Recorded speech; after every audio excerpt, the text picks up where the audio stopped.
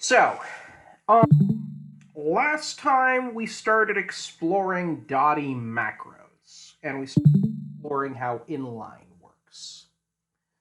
Today, what we're going to do is we're going to go into Dotty parsing macros, and we're going to see how the Dotty way of doing that is, and we're going to combine that with inline. And the next logical step, once you've seen how to parse things, is to look at how to pass things around from one tree into another. So basically there are a couple of things that need to happen. You need to have some kind of, let's say, val, some kind of query, right? There's a quotation, right? And then what you do is you return some kind of quoted query of person. Now, once that happens, there are a couple of steps that need to happen in order to build this. So that's the first part. With Dotty, what happens is that this becomes inline def. Inline, as we've seen yesterday, is the construction that allows us to preserve a syntax tree. Now, in regular Scala, as we've seen before, what this thing is that it is a refined class. It's a refined quote. So let's actually have a look at that very quickly.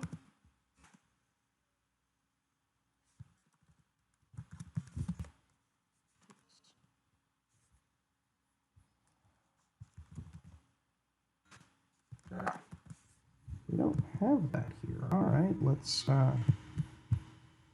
pull that in from somewhere. 1 second, let me run the actual syntax.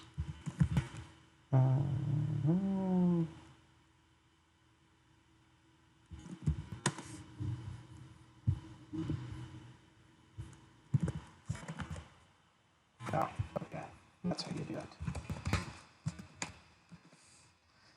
Certain things I just don't remember off the top of my head. And that's why we have Quill for a second. Just for a quick second. What? What's up? Oh, nothing. I just said that's why we have Google. Yes. Yes, indeed. What are we doing? 3. Is that 3.4.3? 3.5.2. Excuse me.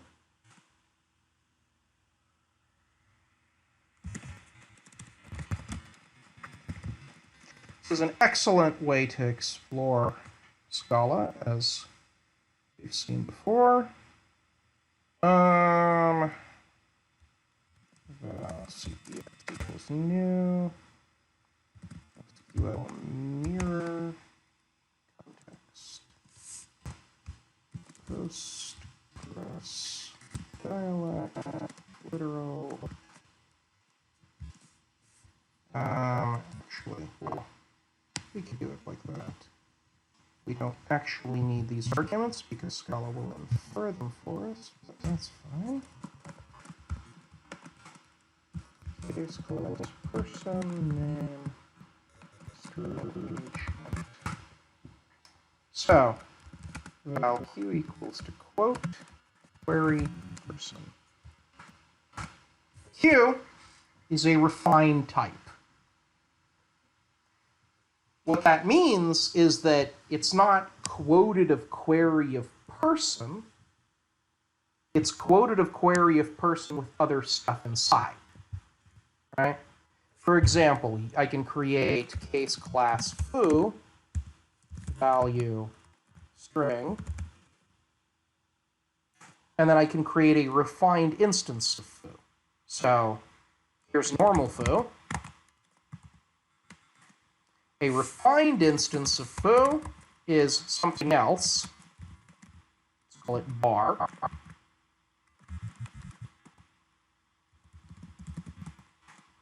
Oops. No. This is a refined instance of foo. And then it's refined because I can call bar on it. Quill relies on refined types. Or Quill in Scala 2 relies on refined types. These refined types carry around the abstract syntax tree. So, that's why, if you do run, it will be able to actually produce this query during compile time. However, let's say that we actually kill this type refinement, right? How do you kill a type refinement? Well, it's pretty darn easy. You can just cast it, right? We can just cast this back as foo. Do refined dot bar. Doesn't work anymore, right? Because we cast it back to foo. It wasn't originally foo. Originally it was foo and some other stuff, but if we cast it back, we effectively kill the type refinements. So we could actually do the same thing with this guy.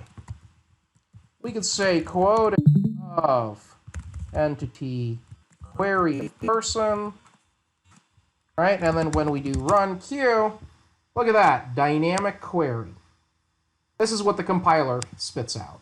Now this is already during runtime, right? Because Ammonite evaluated the statement, but this is what the compiler will return.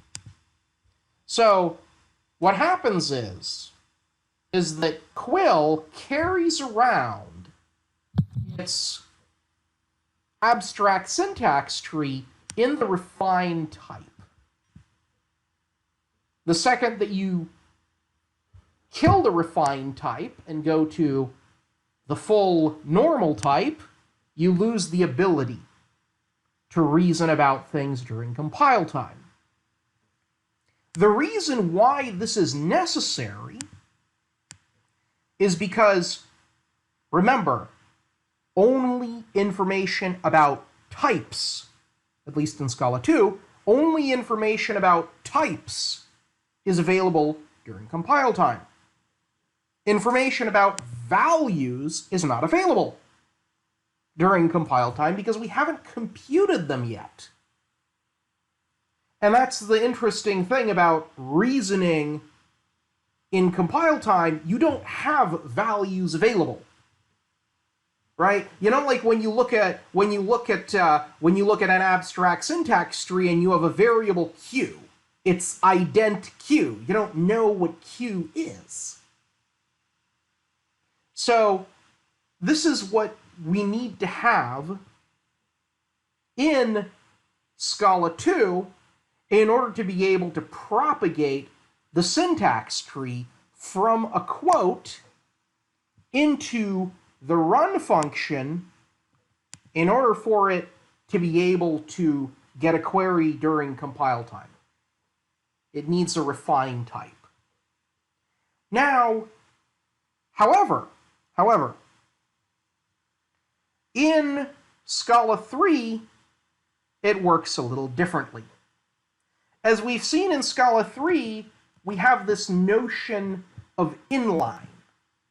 And what this means is that whatever output is coming out of here, do not just take this thing and compute it. No. Whatever comes out of here, hold this value,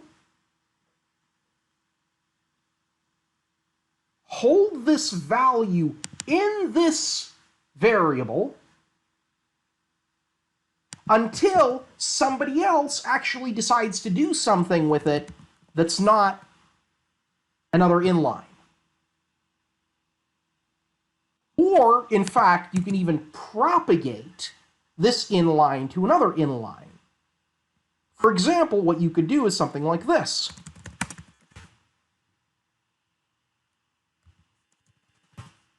And then you could do something like quoted query of person, quote, and you could do something like, let's say, p query person, p.filter, let's say p.name equal to Joe. And so what we can do, or let's say, let's make this a function, only Joe's. What we can then do is actually do only Joe's of Q. So basically what we're saying is, okay, we're creating this function inside of the quotation. And we can actually pass stuff in. And you can do that. Oh, by the way, yeah, so that's what that's going to be. Now, oh, sorry, this is actually not going to be quoted query of person. This is going to be, remember that this is a function. It's actually going to be quoted query of person to quoted query of person. Oops, my bad. Sorry, just query of person. Right, this is actually going to be a function. This is a quoted function. And so you can take this inline, you could pass it to another inline. Or, if you want to do something simpler, let's just do something simpler. And not make it into a function. Let's just make it a regular statement. Joe's. And we just use Q.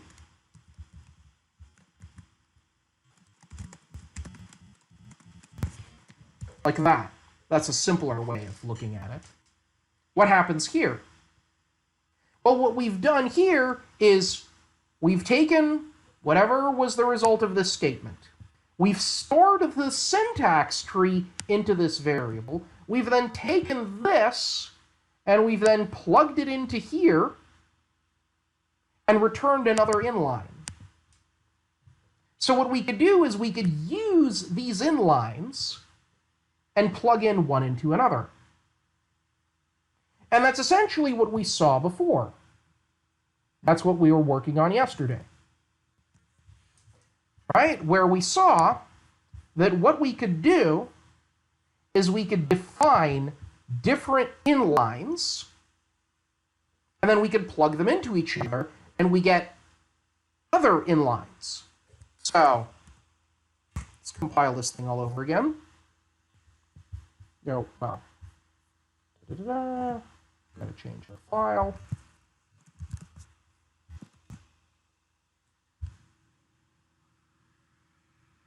Right? What did we see? That you can plug in inlines into other inlines. Now,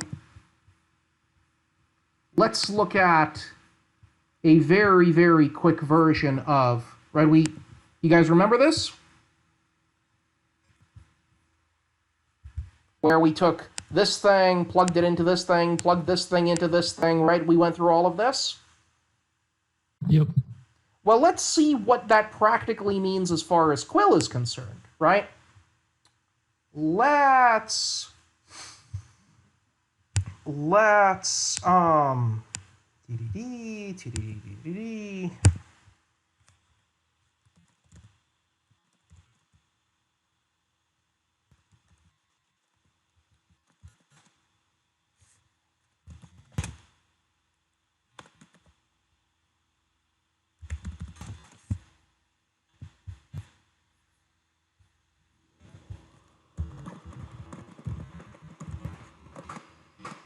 And let's actually go ahead and define.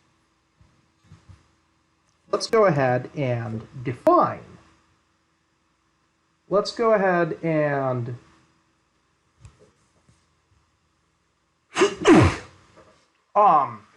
go ahead and first of all, let's define a function called query. Query will take a type parameter, And let's define an object called query. Case class query. What are we going to put inside? Stuff. We can, let's say we can just value string. We don't really care what we're putting inside. So let's define query.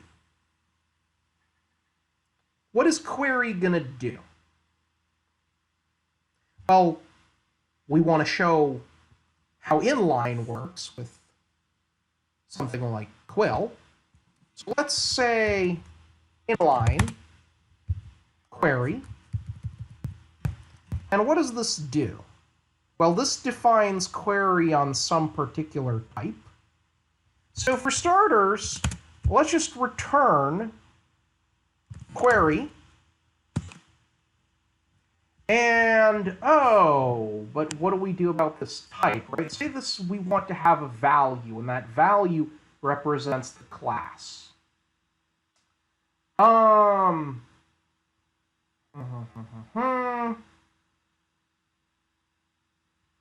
we need a little bit more. We need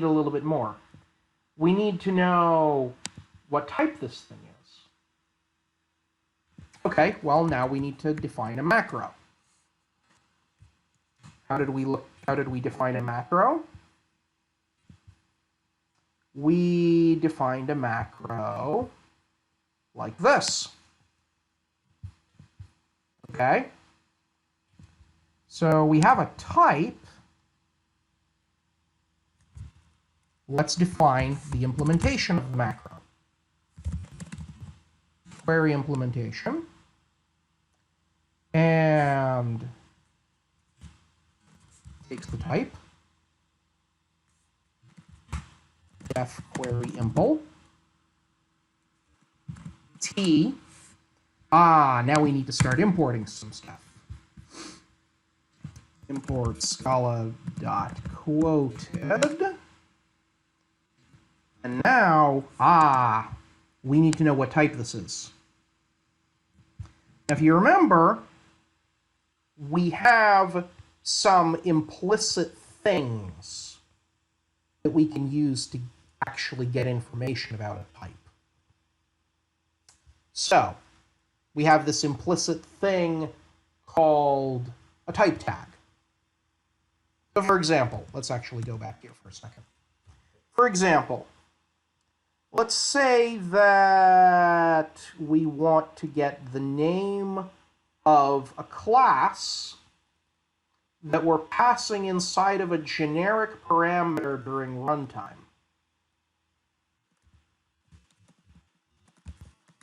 T. Class name of. And then, oh yeah, that's all the information that we have.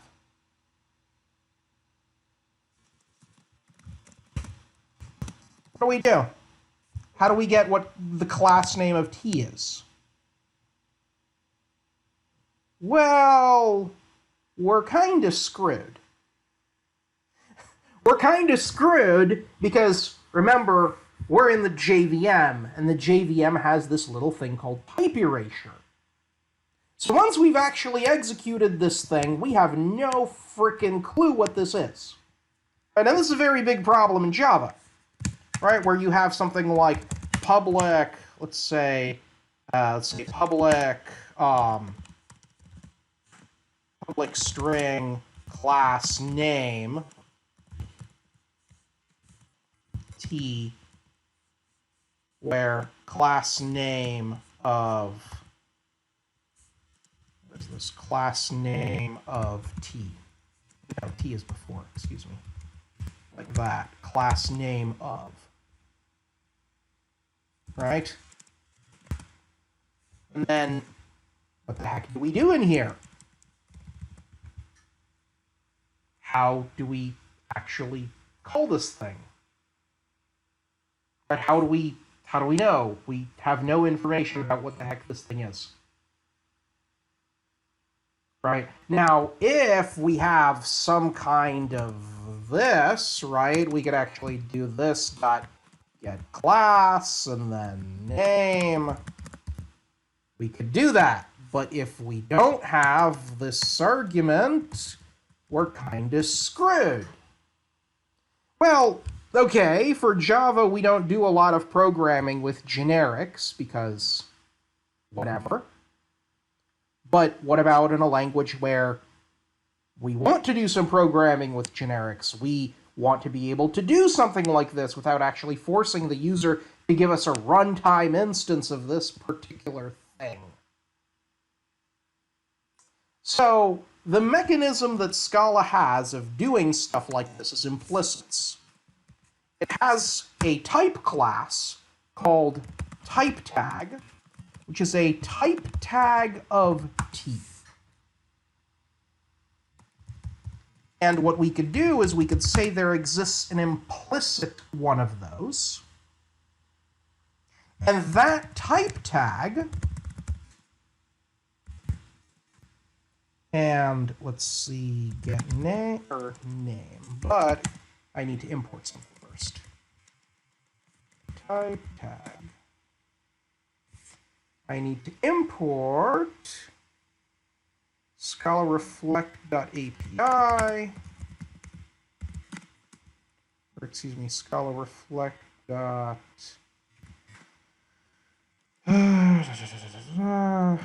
API.universe, is that it? I could never.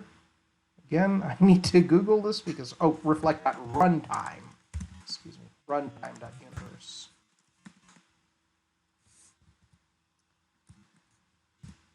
I believe like that. So, this is actually interesting because Scala has reflection during runtime and during compile time. This imports runtime reflection. Now, we should be able to at least see what's inside there. Perfect. Now, we're going to grab the type, and we're going to grab, let's see, where's the,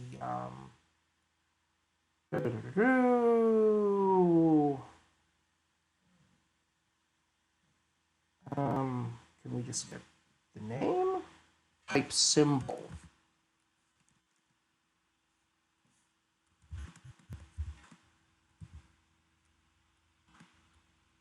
And then let's get full name. Okay. And then we could do class name of string. Voila. We could do class name of person. Voila.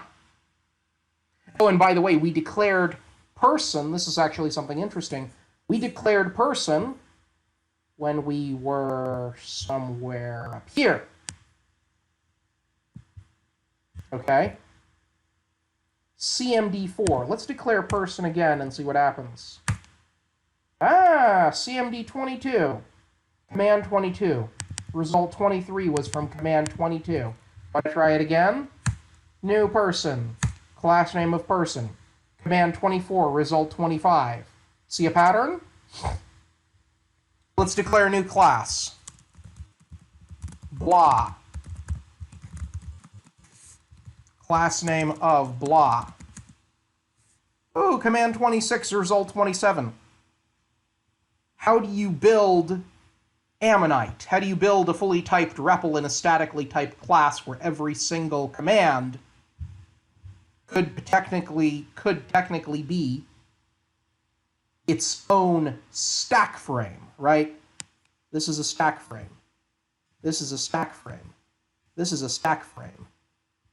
This is a stack frame. This is a stack frame. Right? These are all stack frames. But we're in a statically typed language. Ah, every single one of these is actually a new subclass called command 24. And then that has a result in command 26, etc., etc. But anyhow, sorry about the digression. Now we have this ability to look at class name of, or let's look at something else. Let's look at system. Right, that's coming from Java, java.lang.system. right? So we have this ability to create this implicit type tag that auto-magically injects information about the type. Now, there is another syntax for specifying a type class. The other way that you can do it is instead of this whole thingy here, what you could do is you could say type tag. And you could do it like that. Oh, but there's a slight problem. Let's try to run it. No, it still works.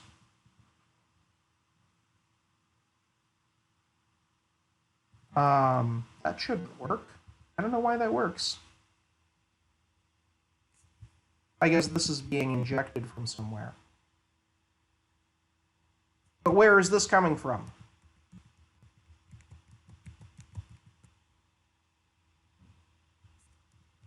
Let's try exiting out of here. Oops. What? How do we exit? You need a colon or something. Nope. I don't even know. Control C. Always bugs. That's funny. Oh, try colon QU. That should just work. Try that. Nah. Bugger. Never mind. Let's try relaunching this.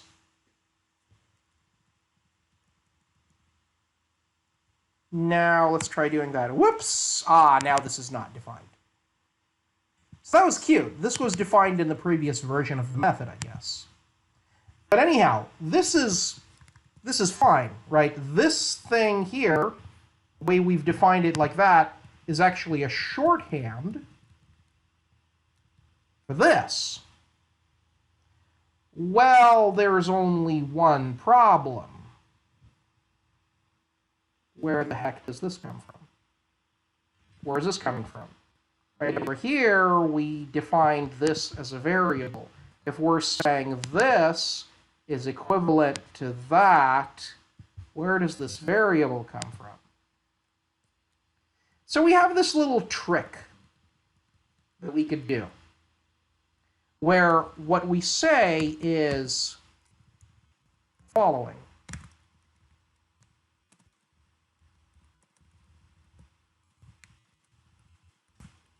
Val type tag equals to implicitly type tag of t. In other words,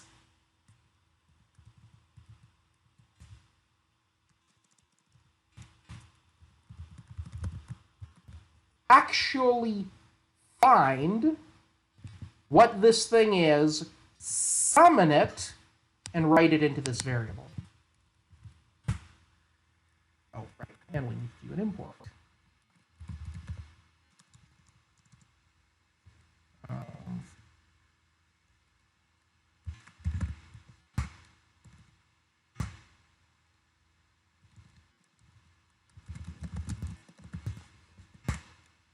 Now,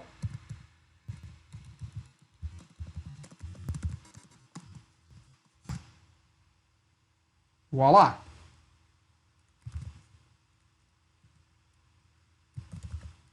Or voila. Or, if we want to do more shorthand, we obviously don't need to actually declare this variable. We can just do that. Which is the same thing. So we have this cute little trick that we can do there. Now, just interestingly, in Scala 3, you can do implicitly, but that will be deprecated shortly. In Scala 3, this has a much more, I think, appropriate name, which is summon. In other words, summon one of these. Summon a type tag for this. And that's how you get the instance of it. But we don't have that here because this is In Ammonite, at least, this is Scala 2. But anyhow, so this is how we're able to grab information about things that are happening that we otherwise would not have. Now, it's very interesting to note, by the way, that when we're doing something like this, right, how does this actually work, right? We're taking a string here and we're passing it in the function here, but didn't we say there's type erasure? How does this function actually work? We just said in Java there's type erasure. Well, if we go back to here,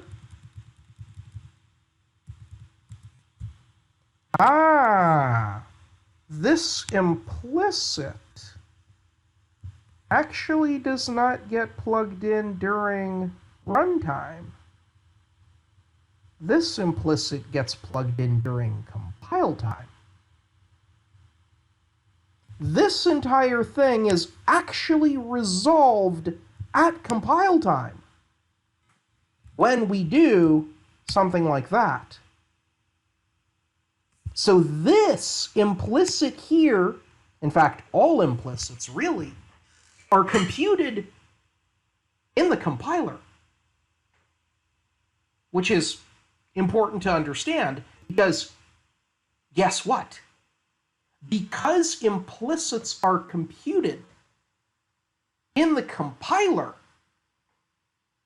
when we are writing a macro, if this is a macro function, which we can pretend that it is,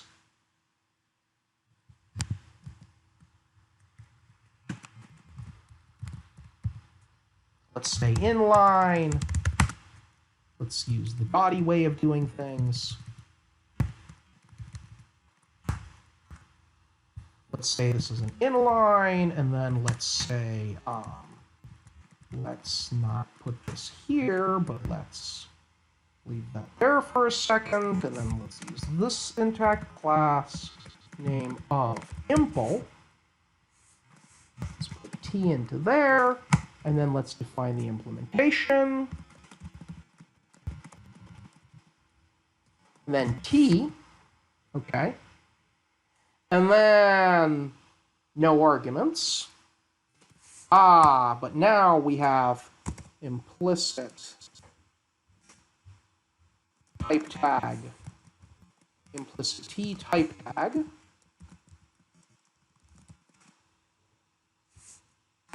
This implicit exists inside of the compiler.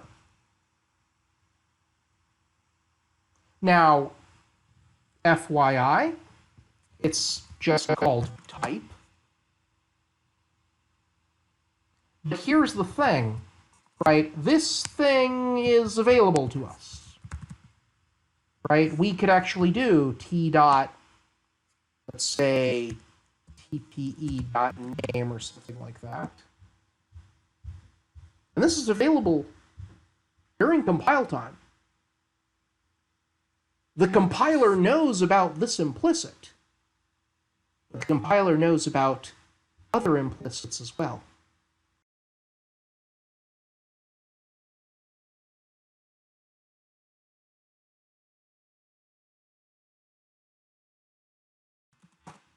All right, let's take a simpler macro. Let's just say inline def, let's say get my tree.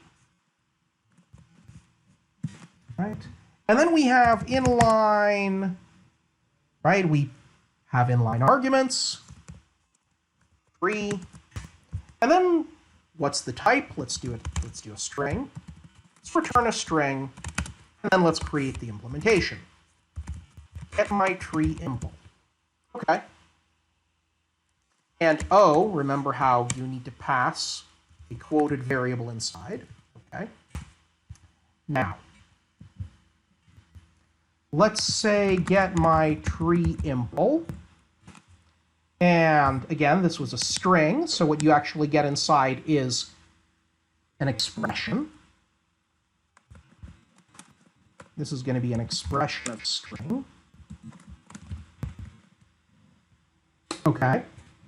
And we also return a string, so let's, right, that turns into an expression of string.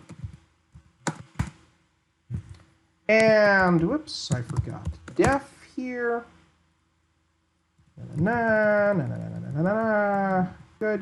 Good. Let's do something very simple. Like io.getQuill.util.messages.qprint. Let's print tree. We forgot something. Implicit qctx, which is going to be quote text, and we have to import some stuff from here. Import qctx.txt. Sorry, just some more ceremony. We have to import a bunch of stuff, and then we could do dot unseal. That's what we want to do now. Print line, and let's just return the same tree that we were passed in. Let's start with that. And then, once we start with this thing, we can build up, eventually, something like this. So let's take it step by step. Everybody good with that? Yep. Okay. Let's build it up step by step. Let's just start by returning the tree.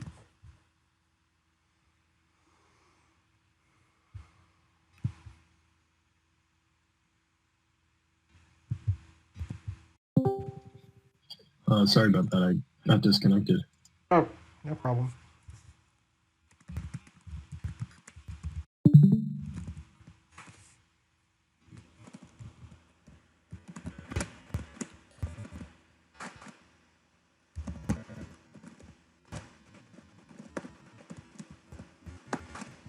Let's do that. I thought I said spaces too. Weird. Tabs?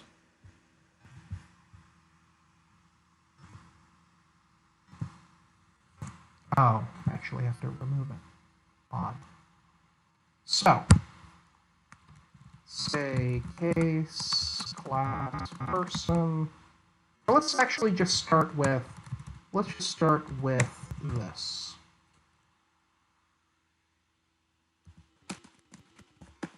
Let's do our main function.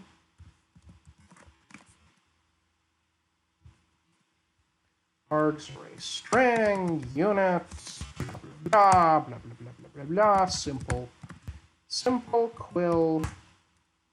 And let's just do hello dot to uppercase. Simple quill dot get my tree. Remember how this is going to actually function during compile time. So let's compile this thing.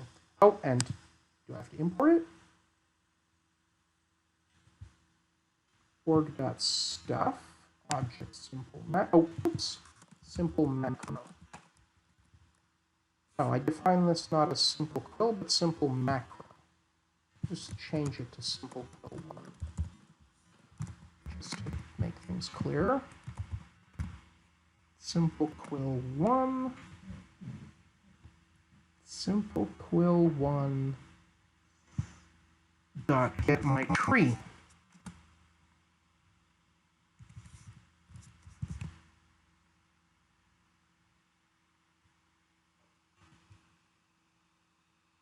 Simple quill 1 dot get my tree. That should work.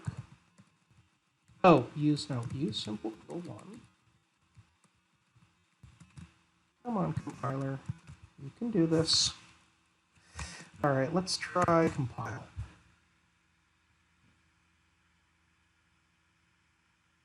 Okay.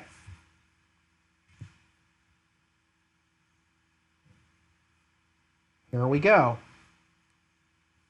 Here's our code, hello.toUpperCase.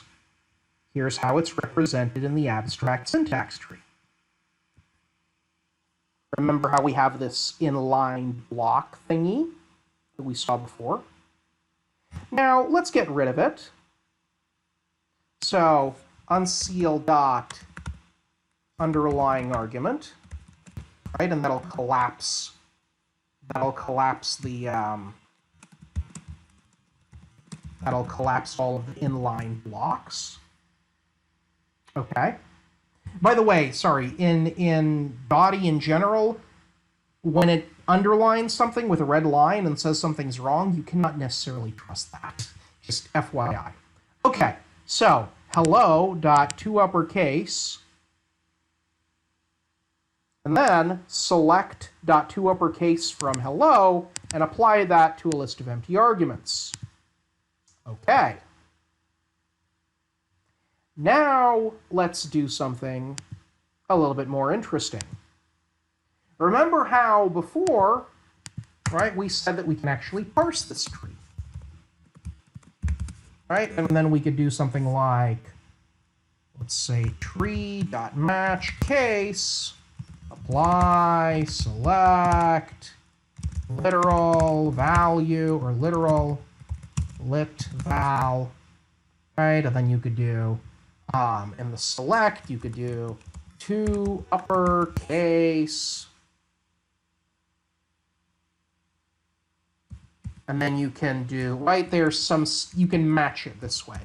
FYI, if you want to know exactly what expression to use to match the stuff, well, it's actually a little friendly. You could do println, and you could do, we've actually seen this before, tree.show,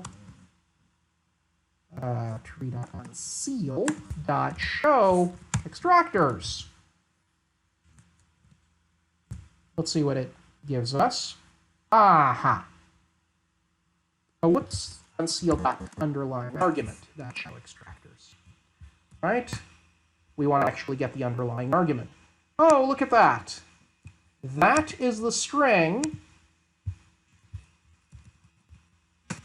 when you do tree.unseal.underlying argument, right? That's what we did up here, and we said show the extractors of this thing. In fact, let's make a variable for this. Let's just call it effective tree. Okay, effective tree. Type of term. All right, effective tree.show extractors, which was this.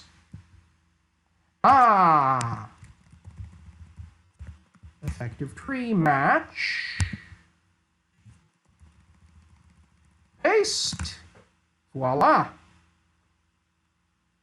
And let's say we want to, anytime somebody is doing .toUpperCase, let's say string we are uppercasing. Simple enough. Let's say da-da-da. We print line. We are uppercasing this string. Case, otherwise,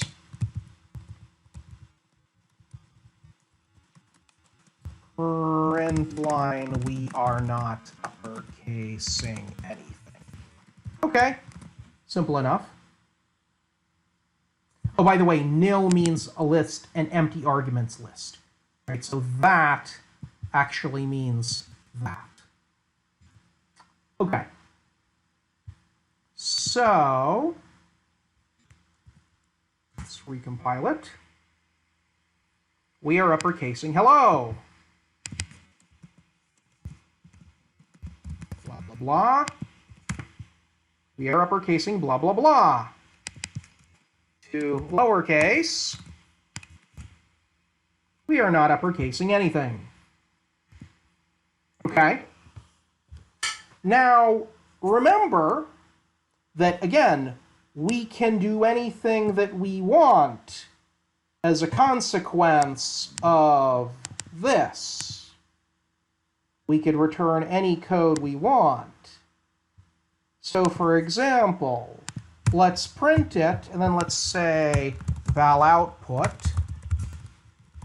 Let's make an output, and let's return constant. Yay! And here, constant nay. Oh, what is output? It's a constant. Okay. We can return output. Ooh, no we can't. It's a constant, but we need to return an expression of string. Okay. Ah, just like there's unseal, we need to do seal. I believe it's seal.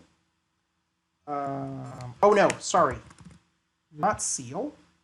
You can do... I think... Oh, no. You can do seal, but actually, the way that you have to do it, in this case, basically we're returning the equivalent of a quasi-quote, and then we would plug in output into that. And the reason for that is because this thing returns a tree, but in Dotty we can't do that, because it needs to be sealed. So really what we need to return is we need to return an expr of some key, an actual typed expression of something. So we can't just return output. Let me actually quickly look, because I think you can seal. Let me just quickly look at how it's used. You can do... Oh, wait, no. Sorry, I just need to look this up.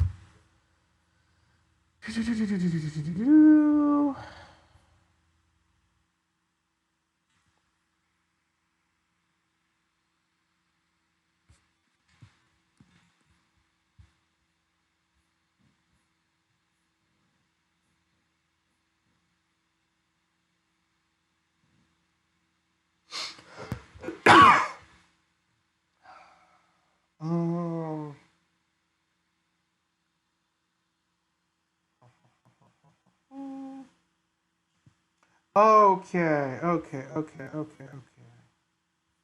No, I'm sorry. The way that you have to do it is that you have to do it like this. Not only that, you actually have to type this. So you have to say, I am returning some code that has a particular type. That's the equivalent of that. Again, we are actually returning Scala code, right? The code that our macro will actually return inside here, right? Well, we could return whatever we want. Hello, right? That's fine. We can return a string, right? That is perfectly acceptable, except for that it'll warn us that we're not actually doing, excuse me. Let's actually do something with this. We're running the statement with its return value. We're not doing anything with. So let's actually print it. Okay. Actually print it.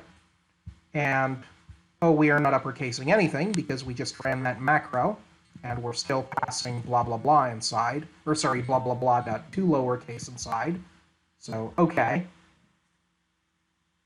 Except for that we returned this string, so if we actually run main and use simple quill 1, we returned hello, right?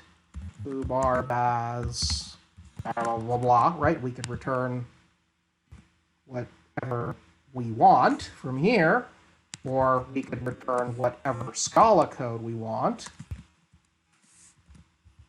That's fine too. right? This is the equivalent of returning a quasi-quote, except that we have this output value that we want to return, right? So the way that we do that is we plug it in. So here's the output value. Except that what you have to do, will this work?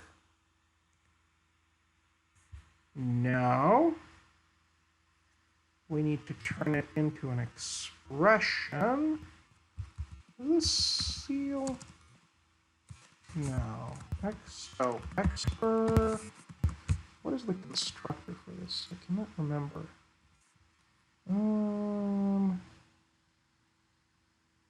Sorry. I need to check this.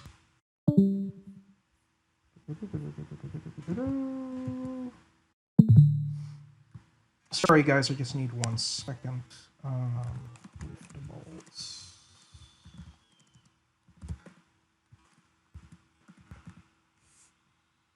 Oh, lifter, excuse me.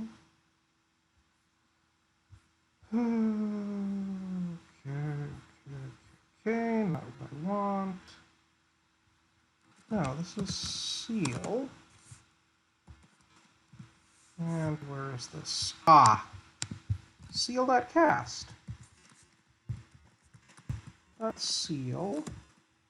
Cast as string. That should be fine. Why is it complaining? Cancel splice directly inside. Okay, no, that doesn't matter.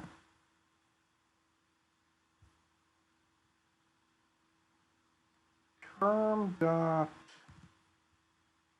output is what? It is a constant.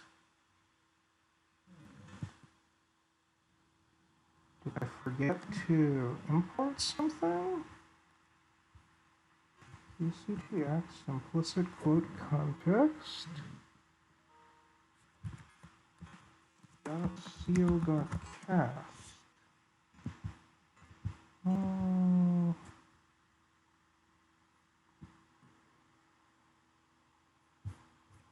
I need to import something?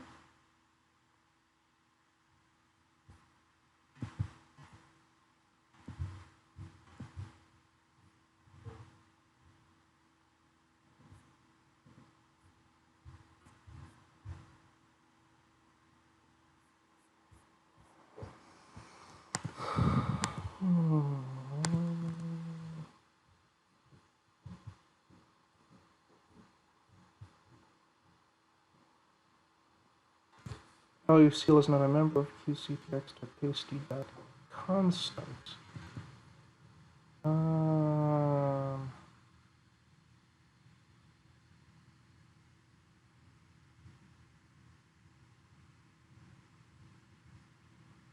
Do we have to do literal?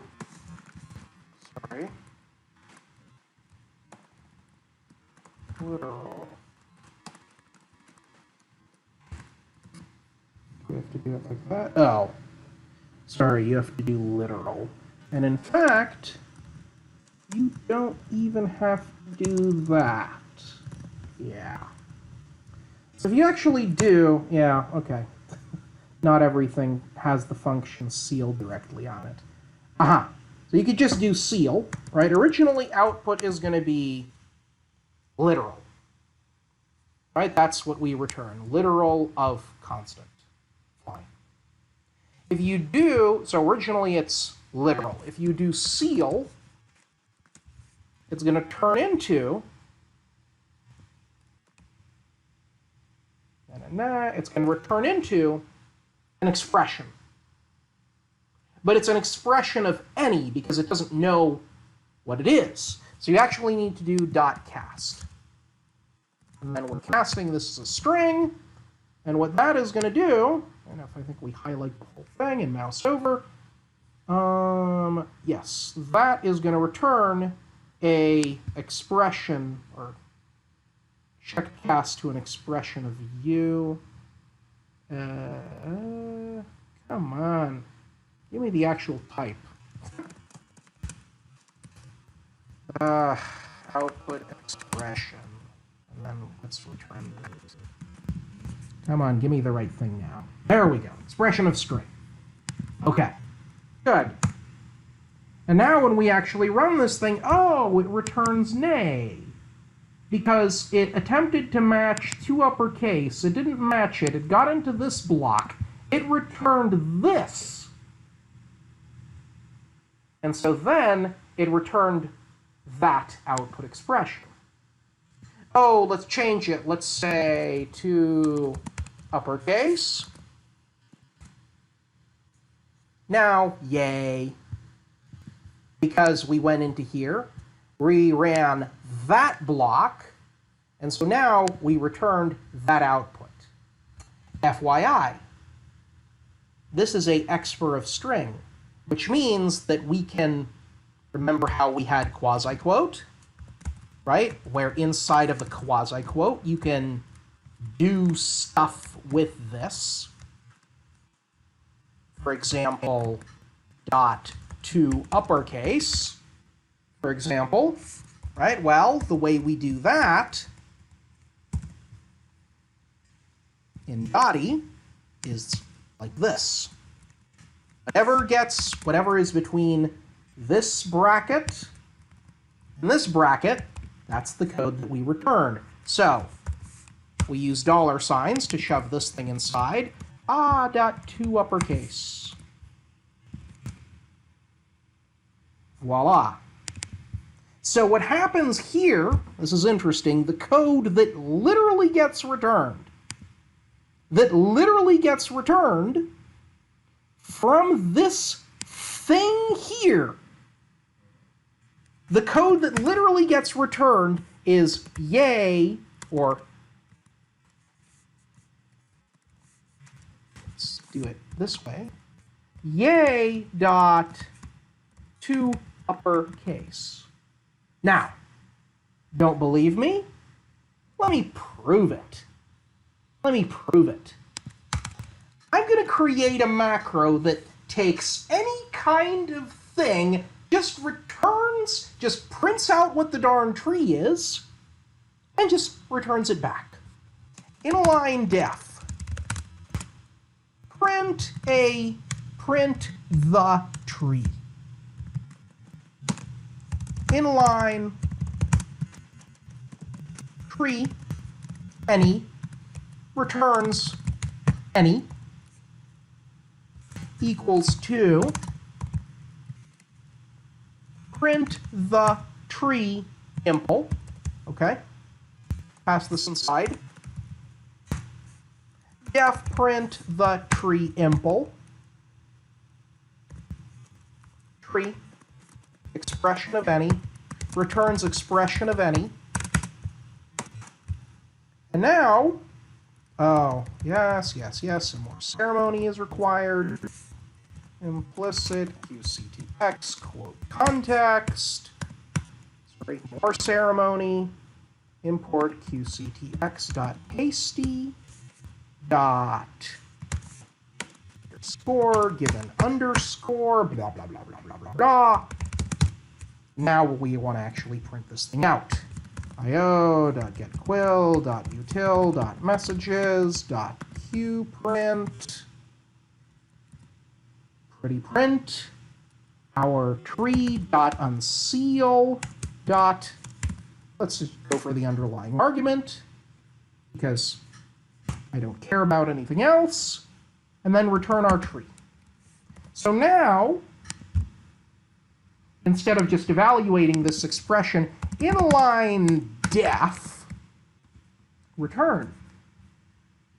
And now, preserve the tree, and then print the tree. Just do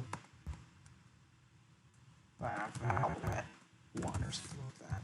Otherwise, it'll complain, but we're not going to do anything with this variable. So, take this thing,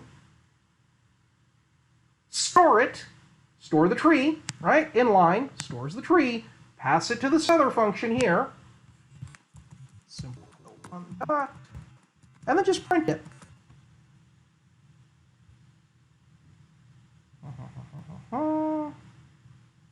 Why is this complaining? Print the tree impl.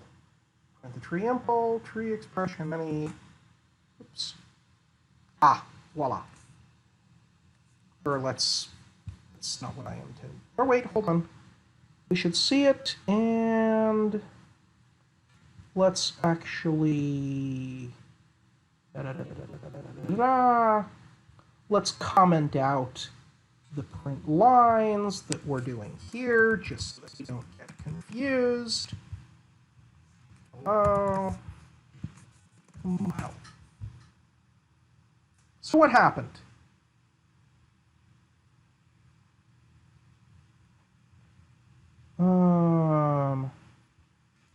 Do we need to remove some more printouts? I think we're getting printouts from things that we don't want to get printouts for. Blah, blah, blah, blah, blah, blah, blah. Oh yeah, we're printing various things that I don't care to print. So let's not do that. And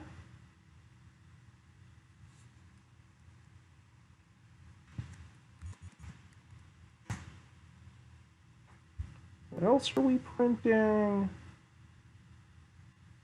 Why are we printing this? Ah, sorry. We're printing other stuff that I don't want to print to avoid confusion. Ah, finally. So, we have a statement. We have a macro. That macro returned yay, because we passed to it a something that we two uppercased. So it returned yay, because that's the logic that we just wrote. And then we said, okay, whatever it returned, plug it into a new expression that does two uppercase. And then we said, oh, by the way,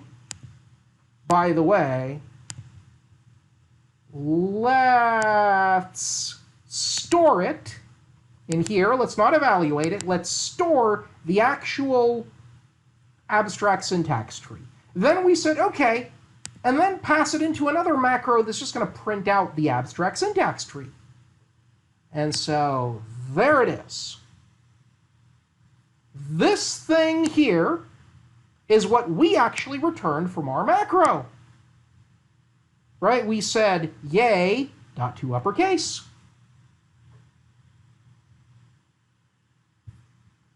Or if you want to, alternatively, if we want to just print the code, we could do line tree dot show, I believe.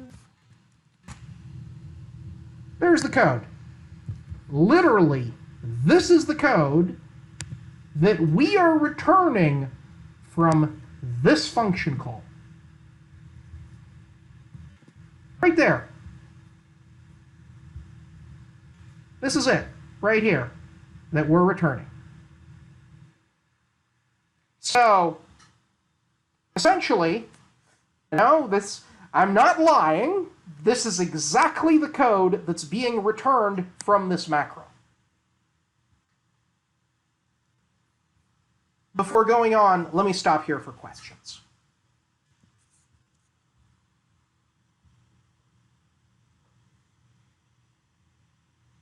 Questions? Oh, I guess not. Also, I think Adam disconnected again. What?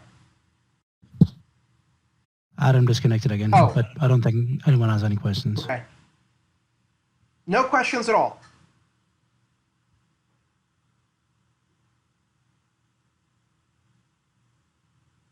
Yeah, no, I don't think I have any. I might watch this again, but yeah. Okay. Oh, by the way, this logic here, full control. Like, let's say that this, right, this is a string. Well, actually, we don't know the type. We can cast it to string like that. And then, let's say we actually want to say yay. And, oh, let's say that we don't want to return literal. Let's say we want to do a constant, and we just want to return this thing. Hey, sorry about that. My internet's just so spotty. Any questions?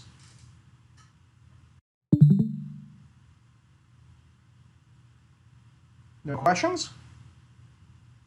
So I wanted to say, let's say that we just want to return this thing, right? If we match a 2 uppercase, let's return the thing that we got. And voila, there's the code that we've returned, right? We've passed in blah, blah, blah, right? That was what we passed in. Let's pass in something else.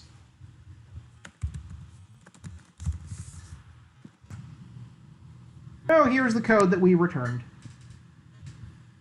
Now, by the way,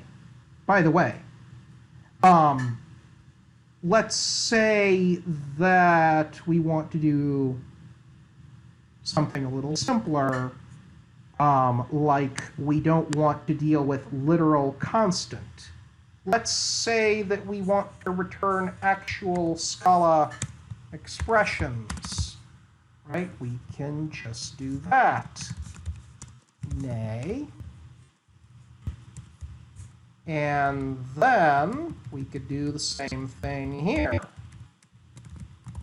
Let's say we just want to return a expression.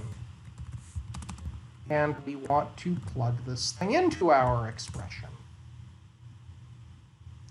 I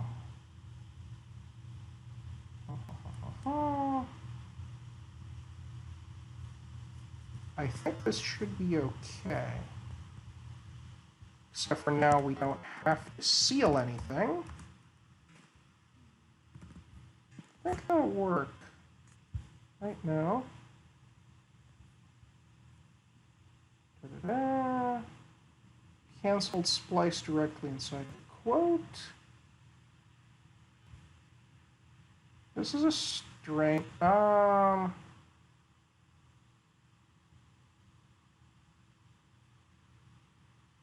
Type mismatch. Oh, oops.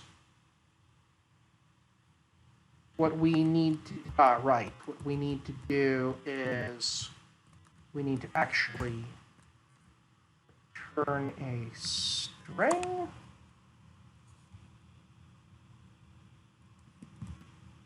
If we're splicing it like that, do we have to do it like that? No, that's not going to work.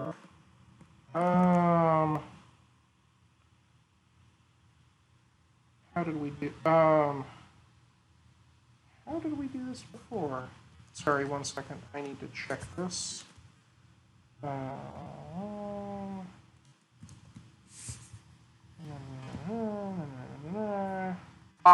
Oops. This is a string. We need to make this into an expression.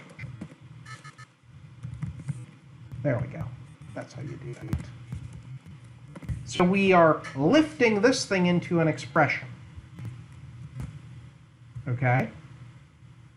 So that's sort of the same thing, except for, again, we're returning an expression from here directly, so we don't need to seal anything, because this is already an expression. Oh! Let's do something like... do some other code to this. Substring 1 to 3. Look at that. The code that we are physically returning is this string dot substring 1 to 3 dot 2 uppercase.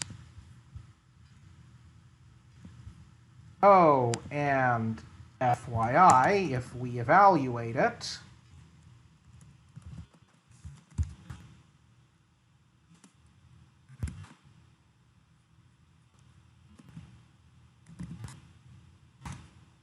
then of course it will return substring of the thing that we passed in, 2 to 3, and hence EL capital.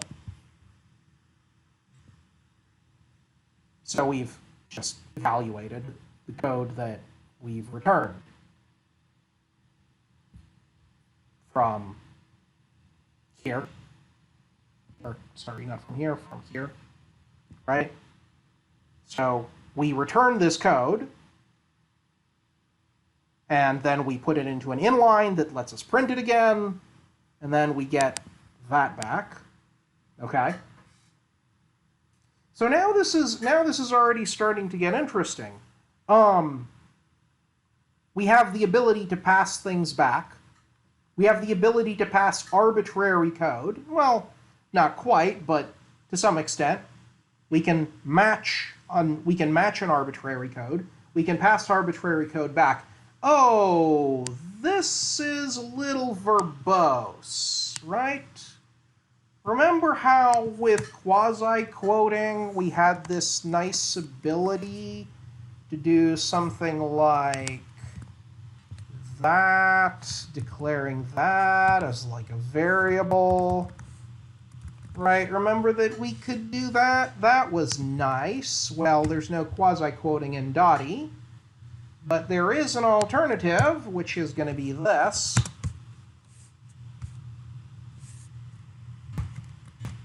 Same kind of syntax that we returned. Na-na-na. Na-na-na. Grab this thing. What's the type? Let's comment that out.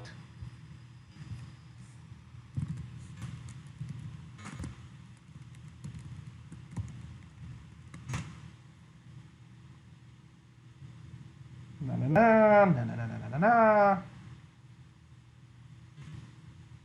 Dot to uppercase. See if that works. Woo! Problem. Problem. Type must be fully defined. In Dotty, we can't just grab a random variable applied to a random function, because how the heck do you know that this random variable actually has this random function? Well, we don't. If we want a strongly typed extractor or parsing system, we need more than that. So I believe the syntax is like that. Let's see if that'll do the trick. Actually, let me quickly look this up.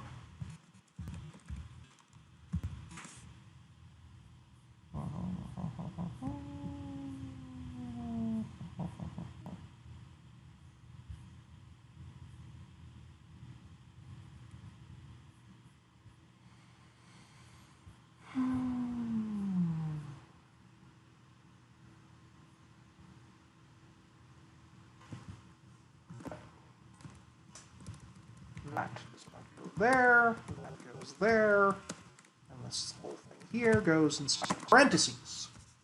Notice that again, when there are no dots or other things, we can just do that.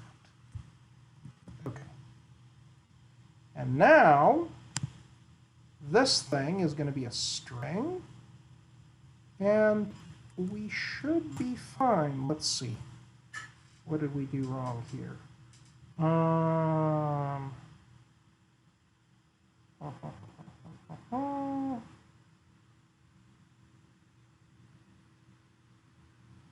Oh, right. This thing is now not a string. We pulled it out of this statement, but it's not actually a string anymore. This thing now is an expression of type string. So now, right, this is a dollar sign, blah, blah, blah. This is an expression of type string. So, and by the way, when we go over this thing, it lies. We actually need to use this variable outside, right? If we actually say, well, this is what it actually is, right? And now it's like, oh, it's an expression of string. This is one of these tricky things with, using a cutting-edge technology where the IDE is not, like, fully there yet. So sometimes you need to mess around until you can actually get it to tell you what you need to know. So this is an expr of string. Okay. Well, what's the consequence of that? Well, that means we don't need to take this thing and lift it into an expression, because it's already an expression.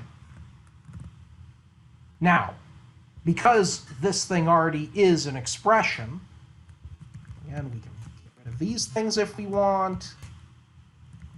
But anyway, because this thing is already an expression, well, then it says, wait a minute. What we did before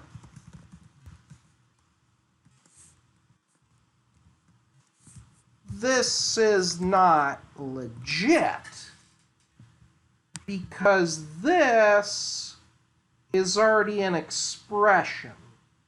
Before it was a string, and so we use this expr constructor to turn it into an expression of a string. It's called lifted. And oh, by the way, in order to do this on anything, in order to, let's say this is of type foo, there has to be a liftable of type foo. Otherwise, that won't work, because the way that this thing is actually defined, somebody somewhere did something like this, where this is a function, and then somebody said this gets something, and oh, by the way, this thing here is a type class that's needed for the type T. So guess what? When you put the type foo, and this is foo, we need a liftable of foo, and when we don't, we can't turn this thing into an expression. Well, clearly, we've predefined it for things like string. That kind of makes sense. But you can't do it for foo. Well, that's a problem. But then, what happens if you do it on not string, but what happens when you do it on expr of string, right? When this thing here, let me actually bring this back. This thing here is expr of string, which means that what we end up trying to lift is not string, but expr of string, and this is expr of string, and we're looking for a liftable of expr of string. Whoops, that doesn't exist. Actually, that doesn't make much sense. Oopsie. Well, that's why we get this error. Right? Whoops! Oh, and by the way, this probably isn't expr, just FYI. It's probably something like expr.apply or something like that. So the way this is actually defined is object, object, object, object, and then inside there's this function called apply. Just, I don't know this for sure, but that's generally the way this stuff works. Right? Expr is probably an object of some kind.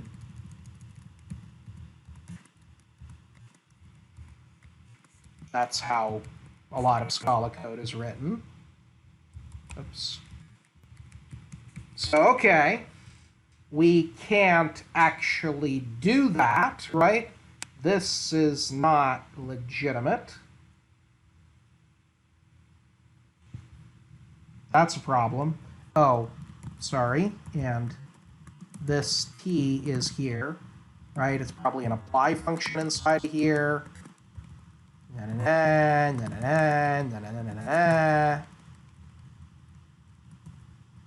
Oh.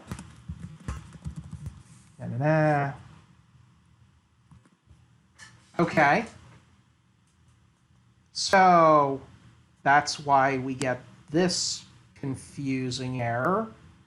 But that just means we can plug this thing in directly.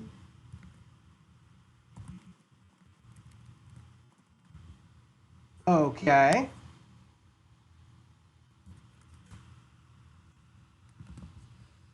Now, here's the interesting part.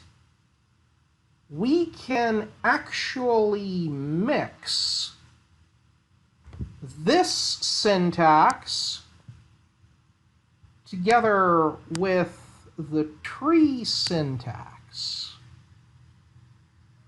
So this thing here is variable, but we can actually combine them.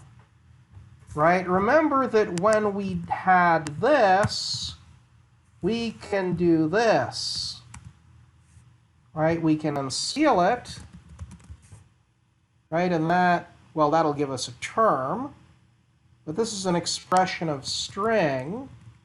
But recall that what we could do is we can unseal this, and we could match it. Case literal constant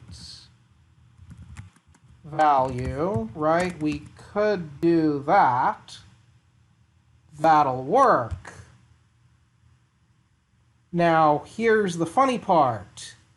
We can actually take this thing here and we can stick it back up here, right? Because we're just doing in here what we did down here, right? We can just unseal it in here, except for, whoops, there's that little thing that needs to be there. Okay? What do we do about that? Well, we can have a function that automatically does that. If we have something like object unseal automatically, and that has an unapply that takes some kind of expression of string and then just does expr.unseal. Let's see.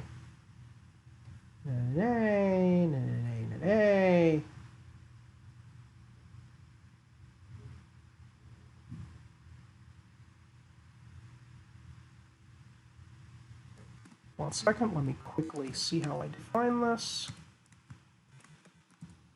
Oh no, I define this a little differently. Sorry, just 1 second.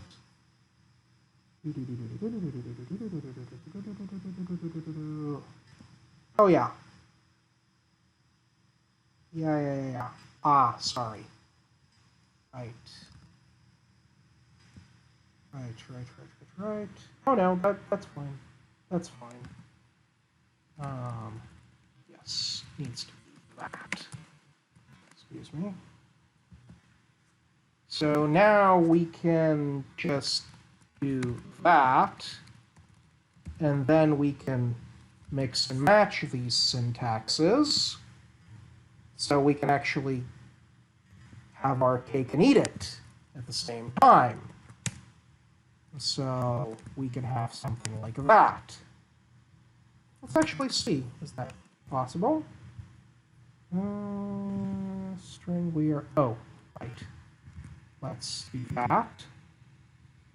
Oh! Now this is, we have to cast it over there. This is a string again. Okay. So we can mix and match our syntaxes if we just do clever things with unapply. Okay. Cute. The parser does this all over the place, by the way. This is called unseal, because practically speaking, this is kind of the only way to get a lot of work done. But okay. You can do clever stuff like this. All right. So let's go back to where we were before.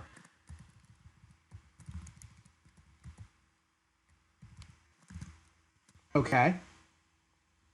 And now we're back to being an expression of string again. Okay. So now we're getting a sense, hopefully, of the power of some of this parsing stuff. And sort of how this parsing stuff fits together should sort of start clicking. Any questions about this?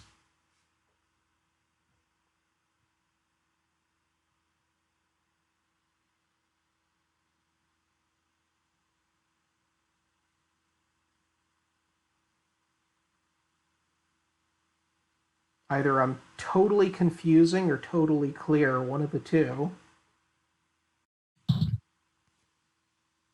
Questions? I guess not. I think I'm both confused and clear. I don't know. Again, but I think I'll have to watch this again. Okay. Yeah. But both confused and clear at the same time. Yep. So we really took a deep dive today. I knew that we'd have to really go deep, so we're going deep. This is like taking things to the next level. The point of this is that in order to get the power that you need to actually parse code of macros, you need to use a couple of different constructs, and you'll see this throughout the parser. This is how we manage to do things that we need to do. So, But yeah, if it's really important, then yeah, I think it would take more time. Yeah. Right. Yeah. So let's go through this again. Let's go through this until it makes sense. We don't need to go further today. We can make this make sense. Okay.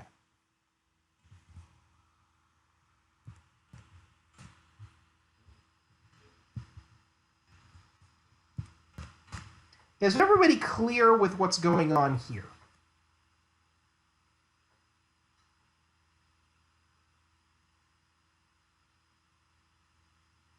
Yes, no, maybe? Or is there, should I? I understand what we're matching. I understand that part, yeah. Okay. So we're matching on a bunch of code. And then we're returning a bunch of code. We're actually plugging that code into here and then plugging that code into here so that when we Why is this broken?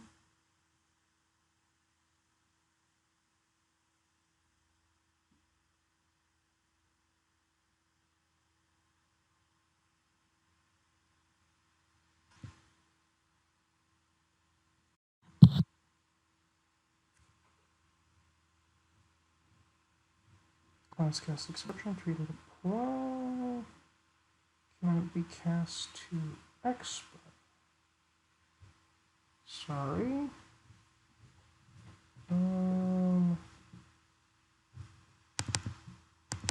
Print the tree.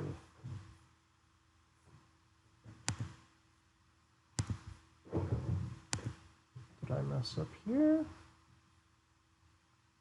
RET.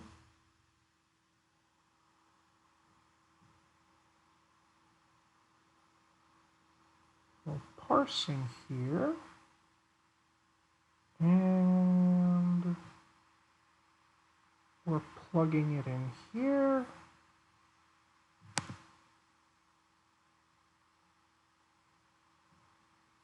Do clean.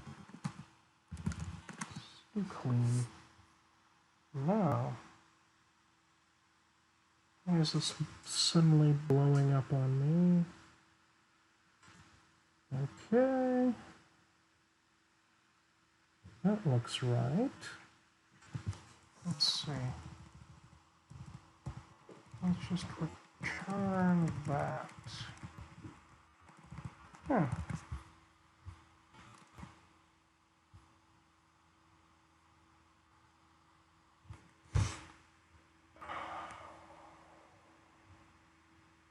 Line 29. What am I doing wrong here?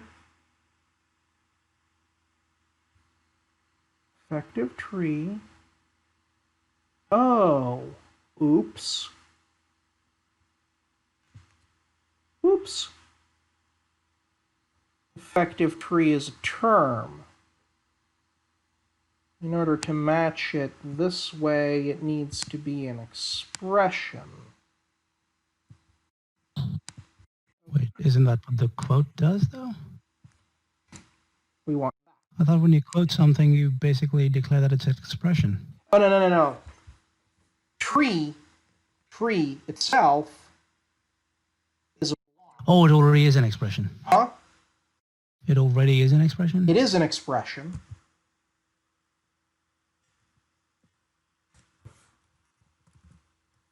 Let's cut out everything that's not necessary.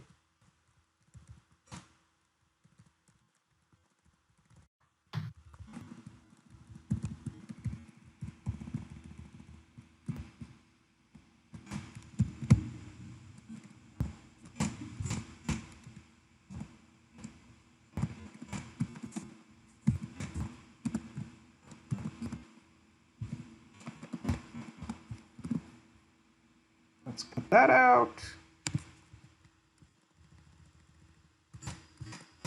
Let's cut that out.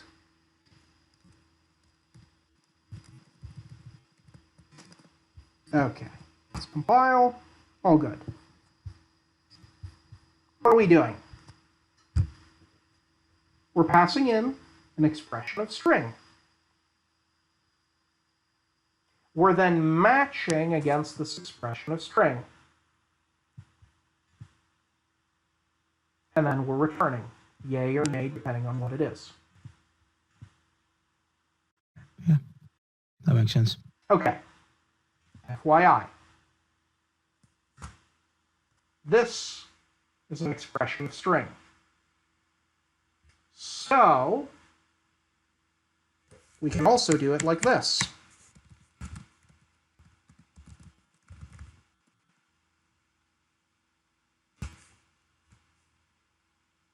Now, if we do tree.unseal dot underlying argument, then we could do case, literal, constant, string.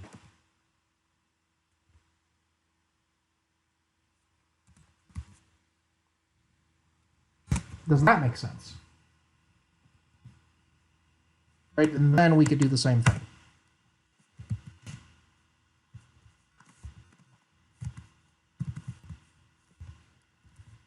Does that make sense? Yeah. Can you go over the unseal? Right. Yeah, just quickly if you can. What is that? It's In a an string. expression of a string. Yep. What is that? Just a string? Term. Oh, it's a term. Oh, okay. Which is the same thing as tree. I see. See, there's a paradigm here. There's a paradigm here.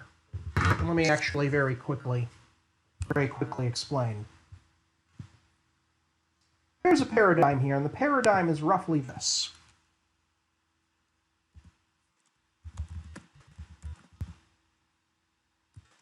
What is this? Google. What is this? What's their Jamboard?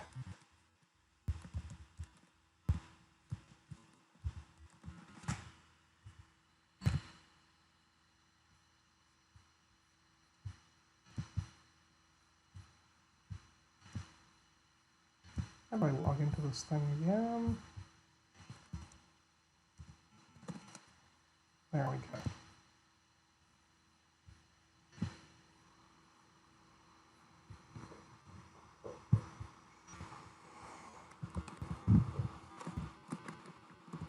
Here's a paradigm. And let's hope that there.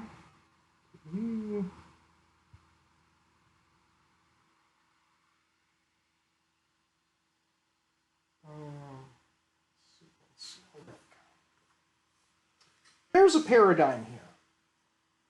Can I do full screen? How to do full screen here? Okay, I guess I'll not do that. There's a paradigm here. See, in Scala 2, we had trees. And we had this whole expr of something, some t. And these things could be used more or less interchangeably. And the problem was that this thing was not really typed. Because what we could do is we could say, let's say we had some kind of t of type tree. We could just do match, and then we could do on some quoted expression, let's say variable.blah.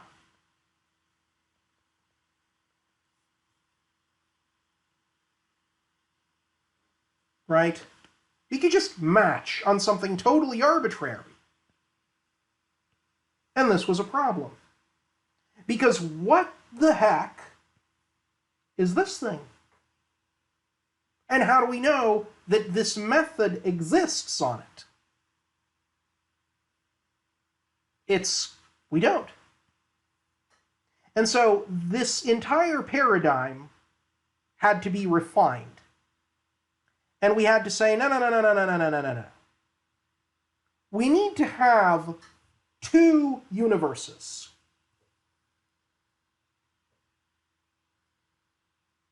We need to have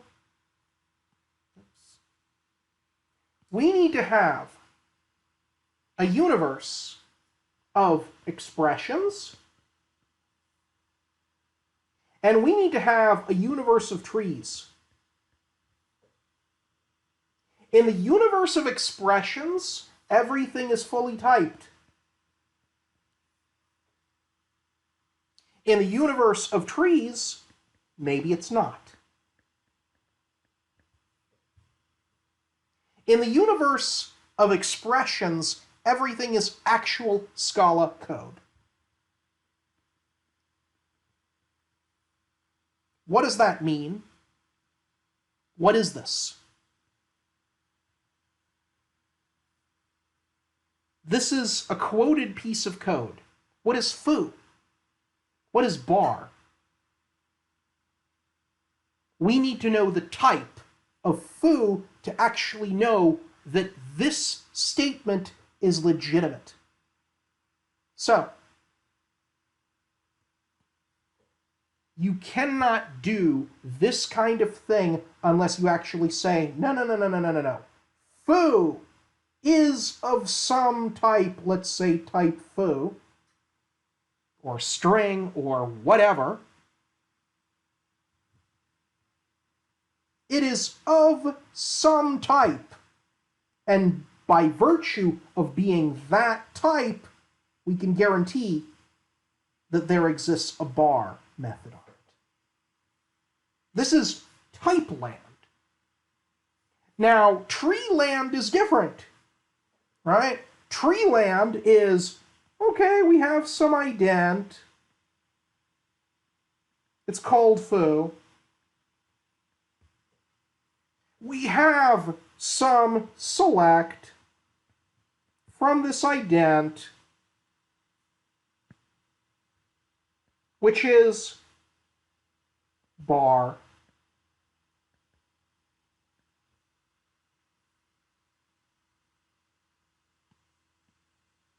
We have this whole thing on which we can call apply on a list of empty args, or nil, or whatever we choose to call it.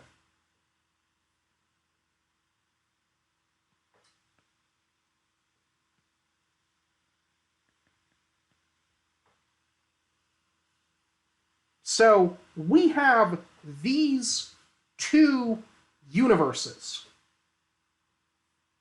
and they must stay separate if we are to guarantee that our macros themselves are type safe. But there obviously has to be a way of going back and forth between these two universes. The way to do that is unseal, which will go from expr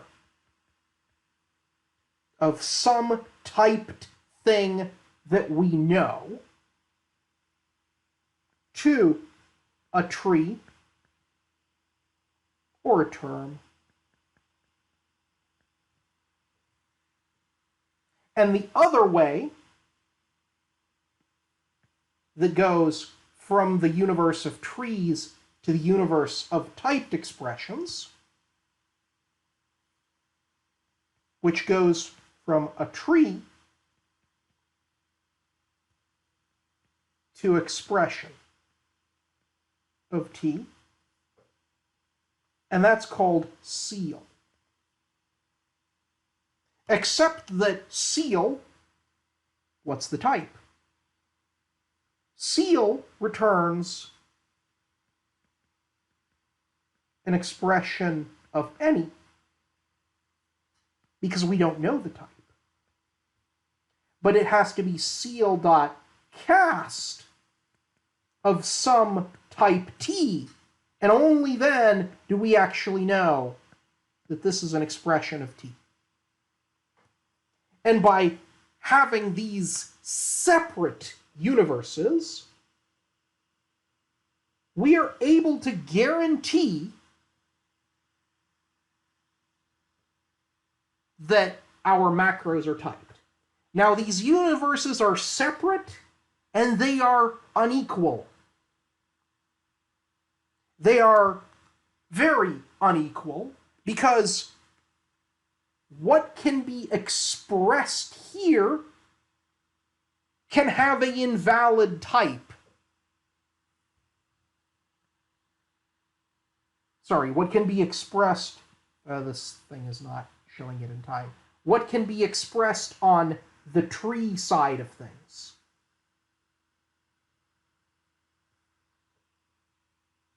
What can be expressed on the tree side of things can be invalidly typed. And so it's less strict, right? You can just say, oh, there's some foo, right? There's some foo here that has some method bar on it that we run. We don't know what it is. We don't know what foo is. We don't know what bar is. We don't really care. And we can just do that. We can't do stuff like that on this side of the game, on the expression side of the game. So, this is how all of this stuff ultimately works. And so you have to navigate around these two universes. So when we do unseal, it goes from an expression of string to a tree or a term. Which means that once it's this,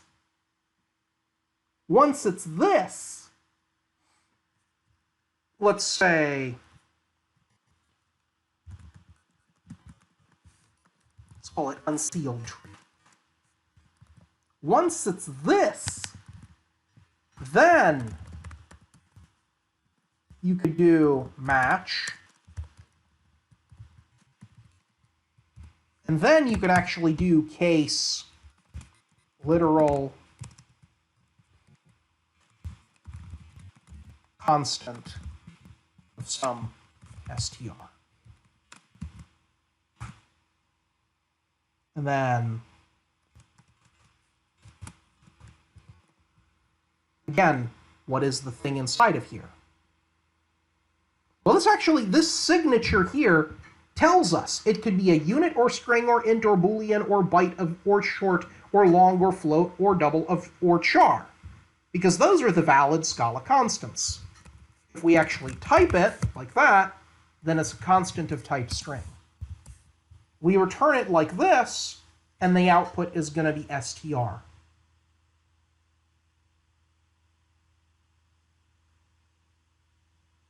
And so that's how we get that from there. So this is how we deal with things on the level of trees. This is how we deal with things on the level of types. Let's actually be more concrete. We can say something like this. Let's say we want to do an expression of yay, case otherwise, expression of nay. And this is an expression of string, right? Because we lifted this thing, or we could do lifting this thing that we just pulled out of here. Or if we don't do that, if we go literal, constant, and then let's do yay, and then let's do nay, this is going to be literal of constant. And now it's a tree. Because a literal, right, a literal is a subclass of tree. Sorry, very important to mention. Right, this is on the level of trees. This is not an expression. This is a tree. Right, we can actually do that, actually. Or term. And the only way that we can get this thing out of our macro. The only way that we can get it into an expression of string is by sealing. So if we actually want to return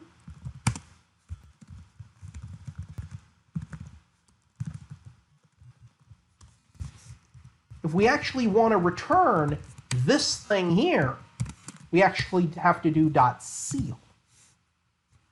Ah, but wait, it's an expression of any. So we have to do cast if we want it to be an expression of string. So this is how we deal with things in the land of trees. This is how we do things in the land of expressions. So this thing, for example, this is an expression. FYI, say we don't have constant here. Say that we do blah. What is blah going to be?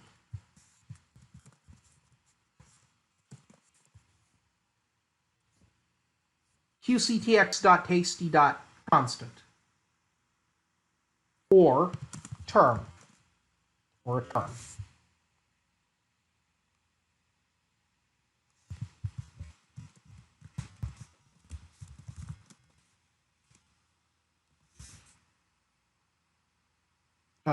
Sorry, my bad.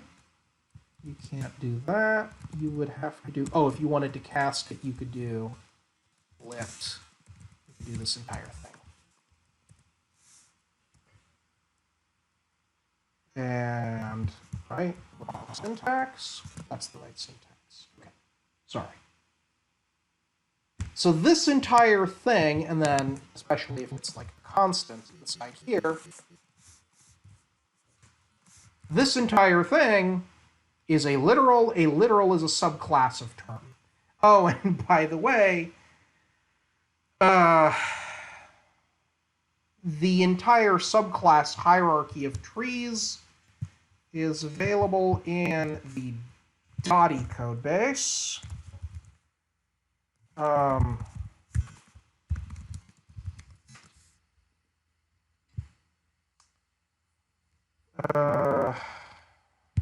me find this thing. How do I search files? There used to be like a very easy thing you could do. Oh, go to file. Oops. Compiler interface. Oh wait, no, sorry. It's a different one.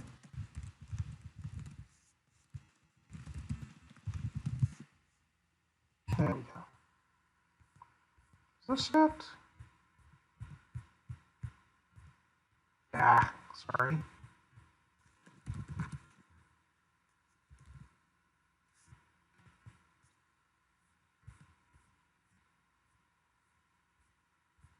Somewhere in here, there's a giant hierarchy of classes that explains this entire thing, but I can't find it. So that's on me. I will have to look it up and find it. There diagram like it was like there is on the Scala website. Yeah, no, this is just a big comment, and it shows what everything is a subclass of and how everything is derived. I don't remember off the top of my head. Oh, actually, I have a quick question. In line 27, you see that? Yeah. If we did instead of cast string, what if we declare the thing that we can return as an expression of string? How is that possible? Will that throw an error? This thing? Yeah. Instead of that. Yeah. Yep. String. Does that work?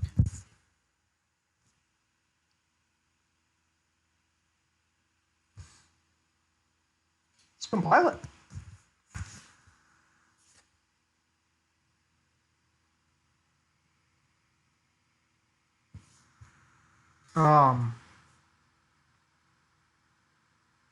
Sorry, this is literal, constant, and let's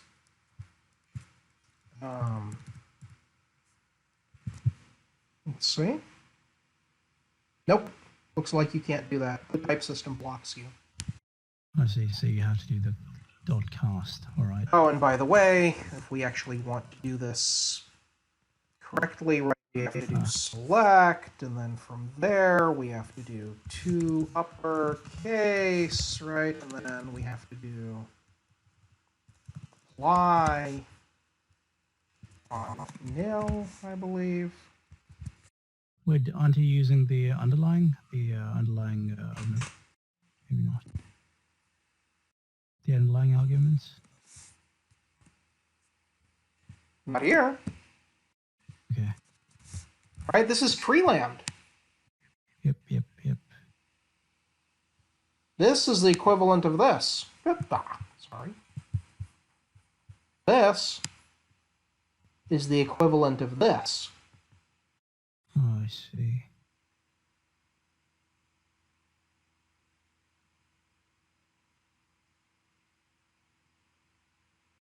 Yeah, that makes sense, actually. That makes a lot of sense to me now. But here's the thing. The difference, the thing that separates this from this, is this function, unseal. That's the main part. Mm-hmm. That's the thing that separates it. And plus with the trees, so like you just said, that it could be just anything, Yeah. right? It doesn't have to be valid. But the main point is that really we need to use these two syntaxes, and we need to use them together. Which is why, if you define something like unseal, and then you do something like apply, and inside goes an expression,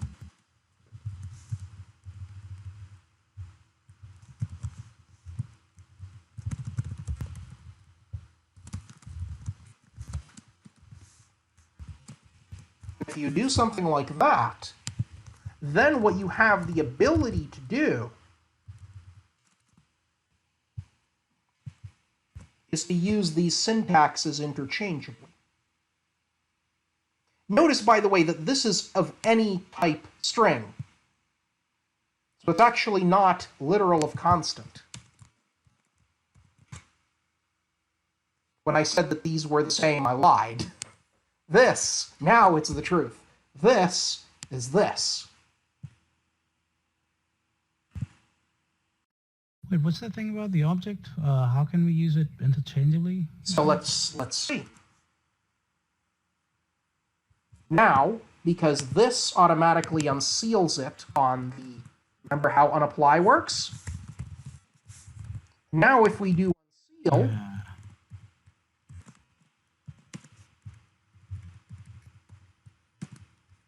what is this going to be once we unseal it? Oh, it'll be a tree.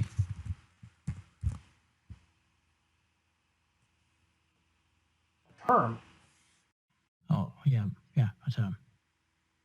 Which means that now we can match case literal constant of Alex? str. We can match it. Ah, but by the way... Alex, you cut out... Sorry, we can match it. But by the way, we can take this thing and we can just put it directly inside here. And so what we have is we have a hybrid approach. We have the ability to match on trees. We have the ability to match on expressions. And then, if we have a way to get literally inside of here from one into another, we can use a hybrid approach. And we can mix them. And this is basically the entire Quill parser is built using this hybrid approach. This is how all the parse functions are done.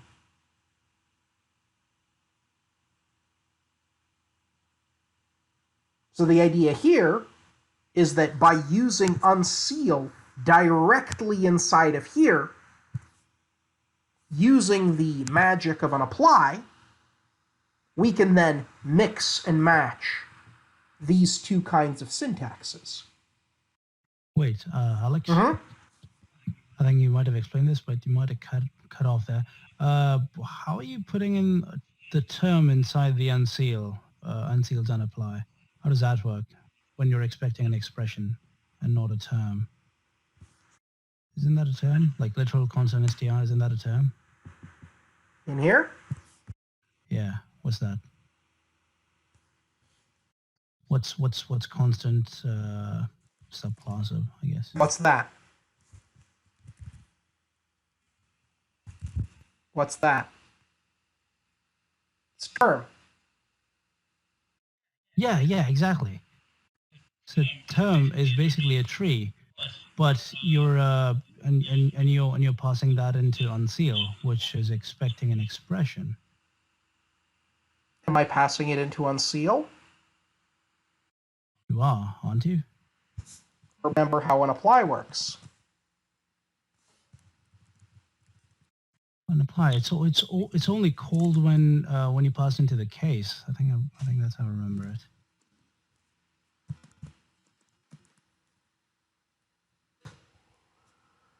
Um,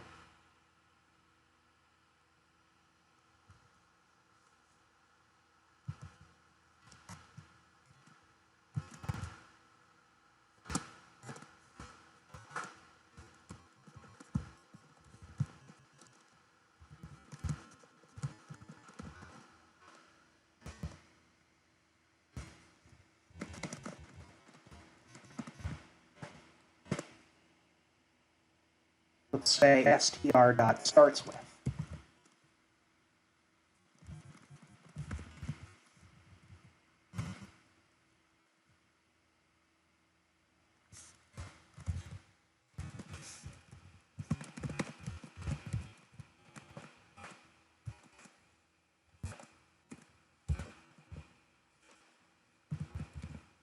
How you actually spell Joseph, but whatever.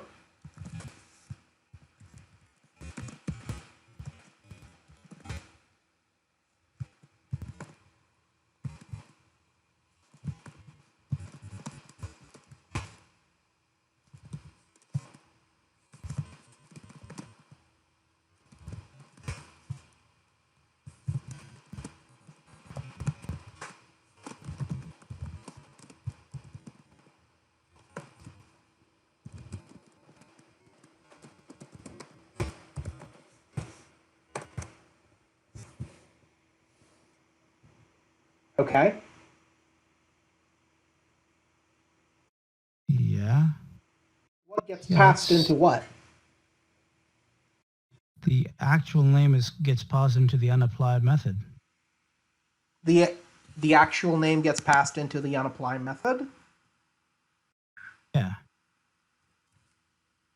Think again. Isn't What gets passed into the unapply method? What gets plugged into there?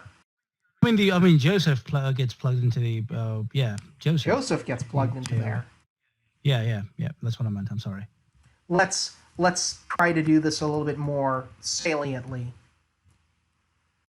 No, that makes sense. It's just that you see, when you defined unapply over there in unseal, it was taking an expression. One second. But you, okay, yeah, all right.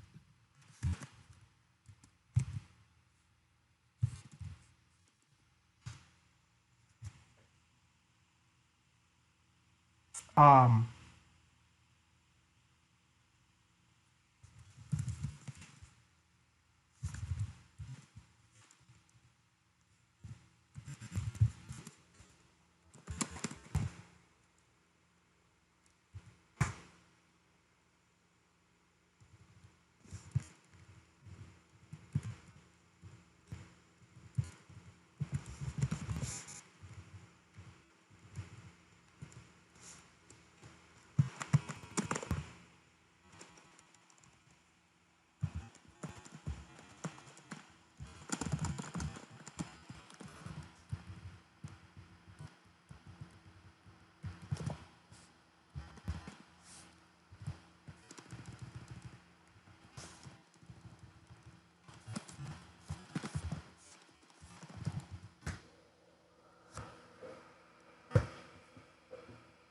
What gets passed into what?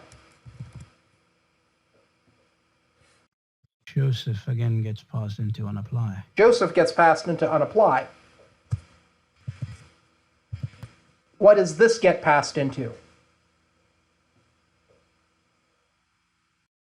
Lens. Trick question. This doesn't get passed into anything. This gets returned. I see. I see. Oh, bummer. Okay, all right, yep. Let's actually do something else. Yeah, never mind. str.length. I think I understand how it works now. str.length, str. Yeah. That makes sense. Length, full name. 2 chars.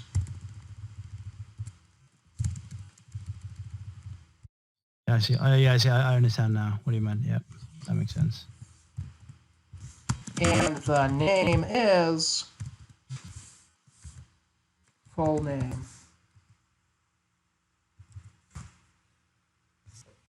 Yeah, it's what you're matching that gets passed and then applying. Right? And not what you're passing. Yeah, I'm an idiot. Good lord. Yeah, No worries. This is.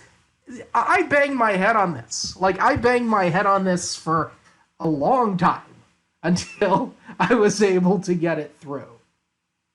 You have to invert your thinking. It's not the stuff in here that gets passed into the unapply. Right? We're not passing. We're extracting. Yeah. This is what gets passed into the unapply. Yep, that makes sense. Right? Yeah. So when we write this unseal function, what gets passed into here?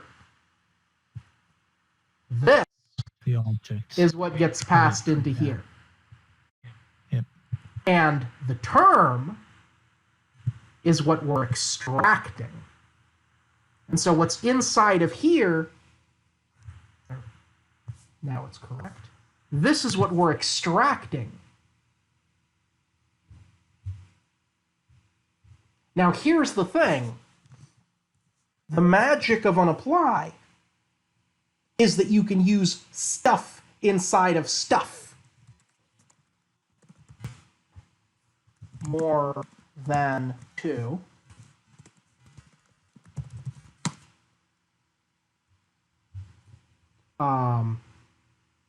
Let's do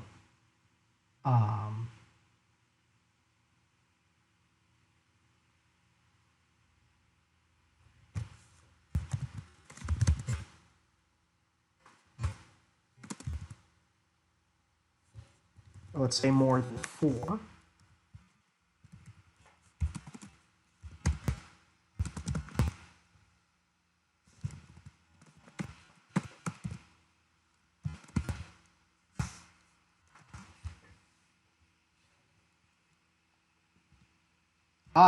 Now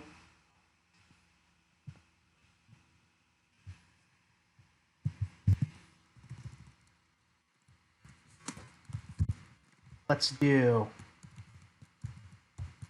more than 4.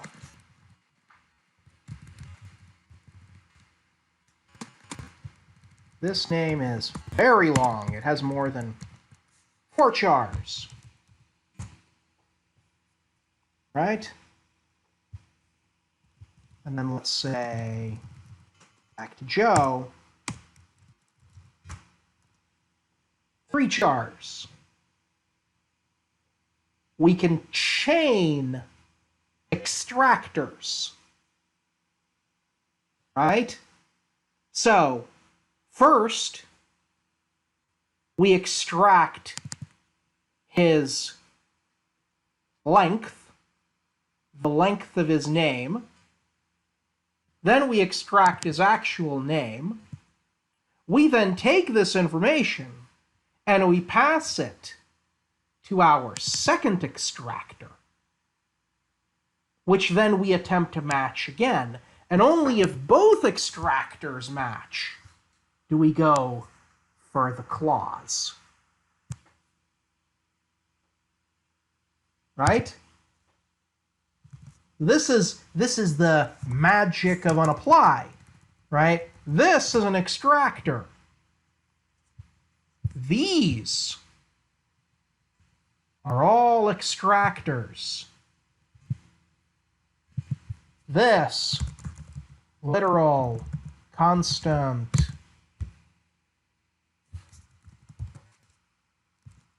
Right? These are constructors. This is really this. This is really that. That's, I think, what's a little confusing. This is constructing. This is extracting.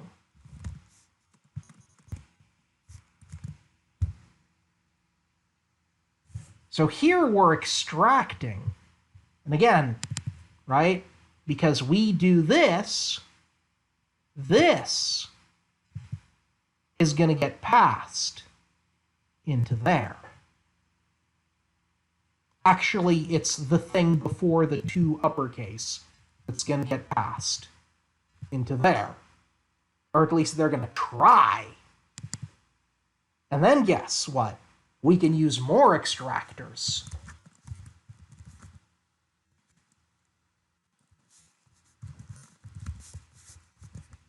This is the magic of how unapply works. You can chain extraction. Right? Let's say I want to do another one. Object more than 4 chars. Def unapply takes a string. If str.length greater than 4, say str sum of str, else none. Or let's say sum of str, and I can do whatever the heck I want. I can return something of str. Let's say str dot substring of 2 to 3. And then I can then take this and I can put it into here, which means that if this value here has more than 4 characters, it'll give me that part of the string between the second and the third character. Or not. Or the whole string. Oops. Def. Unapply. Unapply can be chained. Yay, it's more than a 4 char constant.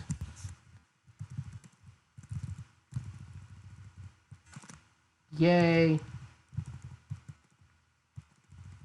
it's a constant.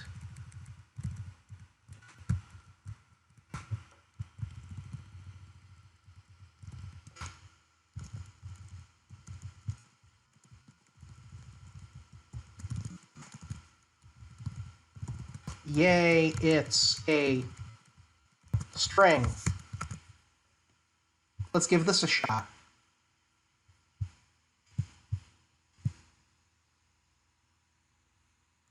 And let's return output 3.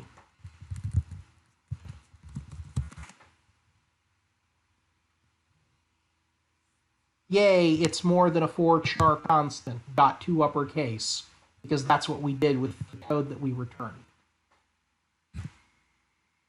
This is how we chain extraction.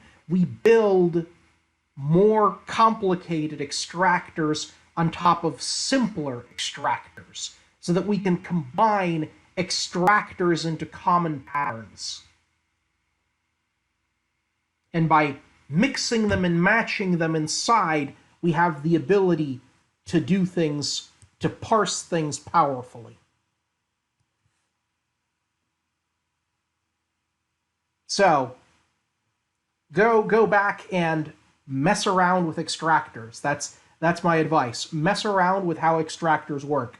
It's very enlightening. Oh, and by the way, Java is going to introduce extractors. In fact, I think they already did with version 15 or not. So this is like a paradigm that's happening all over. I believe C++, or sorry, what am I saying? C sharp. C sharp also has extractors. This pattern is making its rounds to other languages. It's an inversion of thinking. Right? What would you normally have to do? Normally you'd have to do if statements. If this dot unsealed dot is literal dot is constant dot length. Or first you'd have to do dot unsealed dot literal equal to true. Dot unsealed dot literal dot constant equal to true. Dot unliteral dot unsealed dot constant dot get value dot length greater than 4. Right? That would be a big if clause. Right? Like how would you normally do this? Right? If tree dot unseal dot is literal or something like that, and tree dot unseal dot literal dot is constant, and tree dot unseal dot literal dot constant dot length greater than 4. Right? That's how you would have to write an if statement that does this. Oh, and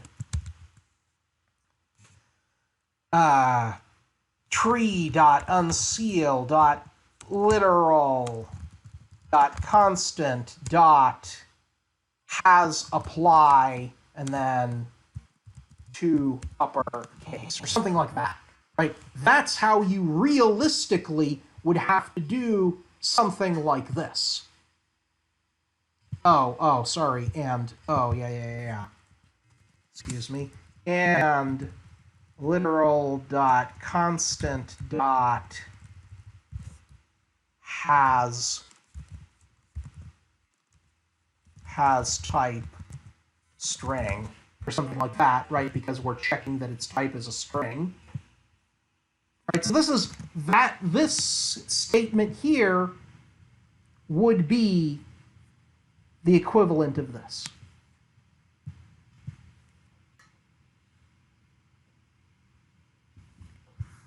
So we're able to do, with extractors, we're able to do a different kind of conditional.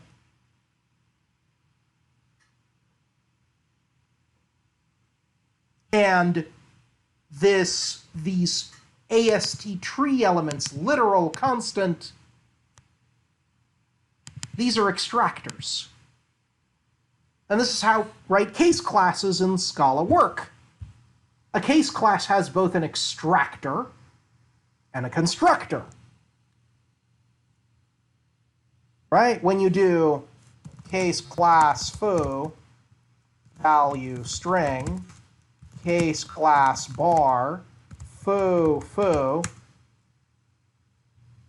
right? You can then do bar of foo of blah, match, case bar, foo, value. Right? Because when you define case classes, they have both constructors and extractors. This is just that. This is just that. This is apply, which is a constructor, basically. The dual of apply is unapply, which is the extractor. So, super important to go over.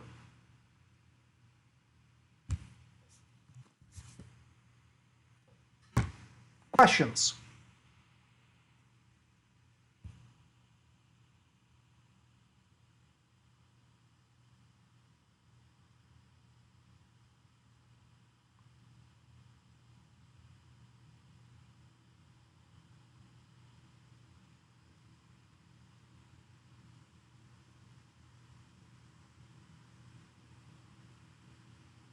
Come on, guys, questions. Yeah, makes sense. Yeah, I got nothing.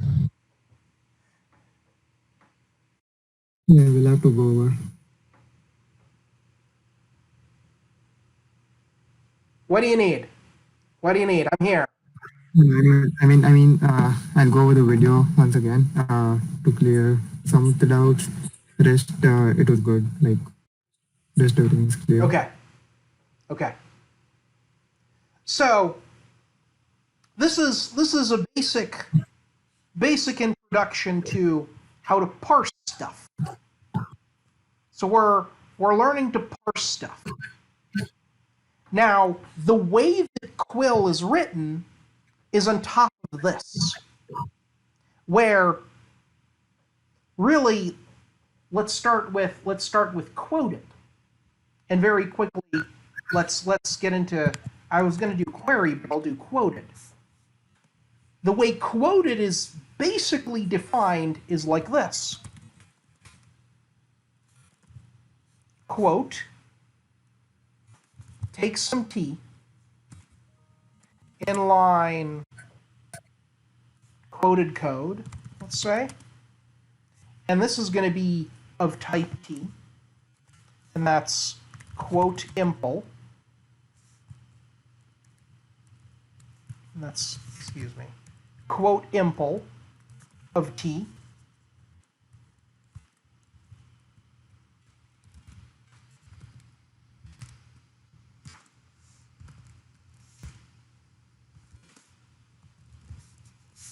def quote impl, and then it's of type t. It takes code, which is going to be an expression of t. Oh, and by the way, now we have a type of this. Or, if you don't want to do it like that, you can do implicit. By the way, given is the new implicit in Scala 3, but anyway, implicit actually I think it's going to be using, but anyway, doesn't matter for now. Implicit type of t. This is basically a type tag. Oh, and then there's a little bit of ceremony here, which is qctx, quote, context. This is just stuff that's needed for macros. What does this thing return? Quoted of t. Now, what is quoted? We haven't defined it yet, but we saw it a little bit.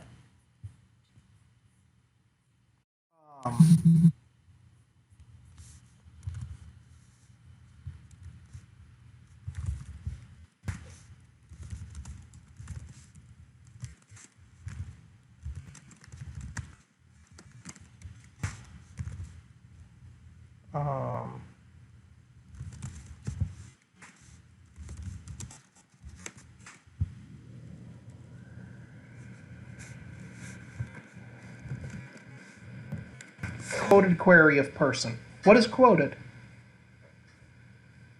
What does quoted have?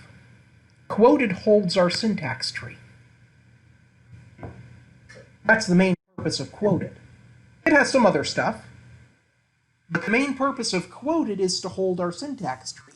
So, but, again, quoted here is a refined type, and that needs to happen, because that's the only way for the compiler to know what's inside, because the only thing that the compiler can see are types. But if you have inline, then quoted can be a case class. Let's define AST, and then we can define what this thing is. Let's say sealed trait AST, and then we already define what our actual Quill AST is. So let's do case class query, and let's say it has a value, extends AST. Oh, and quoted takes type. right? Because quoted takes a type. In this case, it's entity query of person, or query of person. What's interesting is that the type here, it's actually not anywhere inside of this tree. It's almost like the type is for show. This thing here, this quoted, this type inside, do you see any entity query inside of here? Do you see this type inside of here? It's actually not even there. Because the point of all of this is that we're eventually going to make it into an SQL query. So the type that comes out of this thing, we keep track of it, but we don't actually use it. The type of this queue, it's not actually used anywhere. So we take it, we parse it into AST. Eventually we run it, but we don't actually use it anywhere. So, okay, so we return, what comes out of this? An expression of quoted of T. What do we do inside of this thing? What do we do inside of our quoted code? Well, here's what we do. For starters, we take the code and we have to parse it.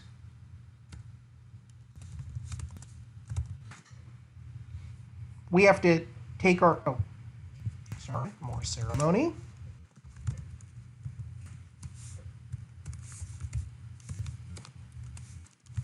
This is import everything inside QC, the quoted context, inside the tasty sub package, and then all the implicits. So that's given underscore.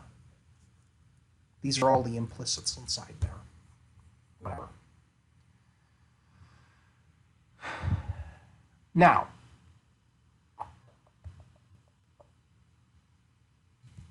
we take this, let's just return null in order to make this make sense.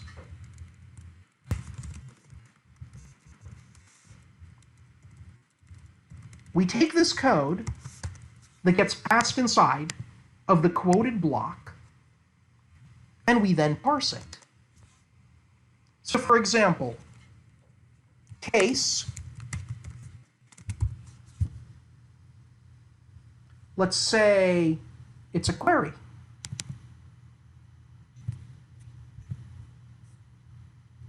This is actually going to be entity query, because query is a broader class.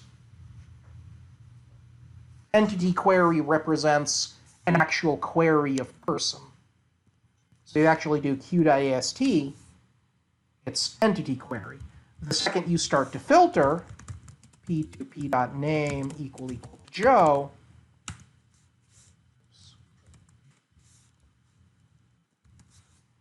right? Okay, we already have a filter. But an entity query represents just the core of this thing. So fine, let's do entity query because we're keeping things simple for now. So let's take the code that gets parsed inside. Now, what can go inside of here? What can get quoted? Well, a bunch of stuff. Right, a bunch of stuff can get quoted. So we don't specifically type this thing, but we just start matching it. Case, if T, if it's some kind of, let's say, entity query, what is that? An entity query is something that is of type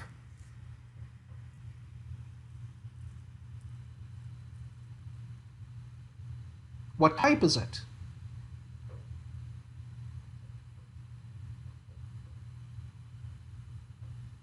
Well, we haven't defined that yet.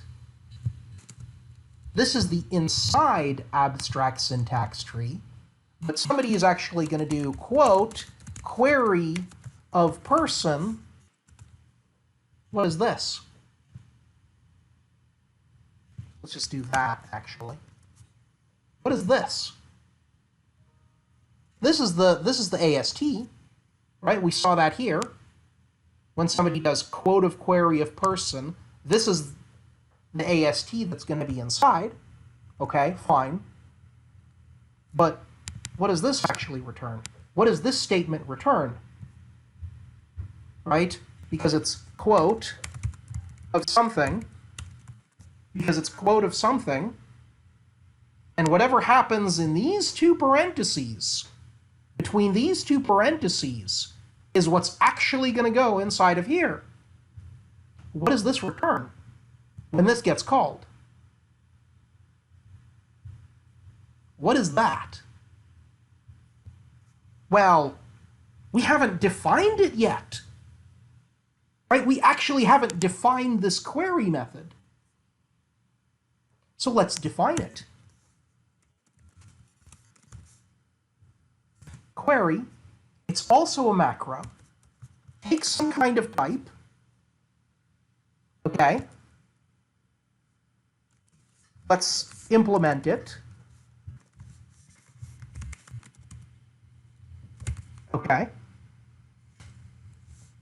Passes type inside. Excuse me. Def query impl. What does it return? Takes a type of some kind. Query context. Quote context. Oh, and then the type tag. What does it return?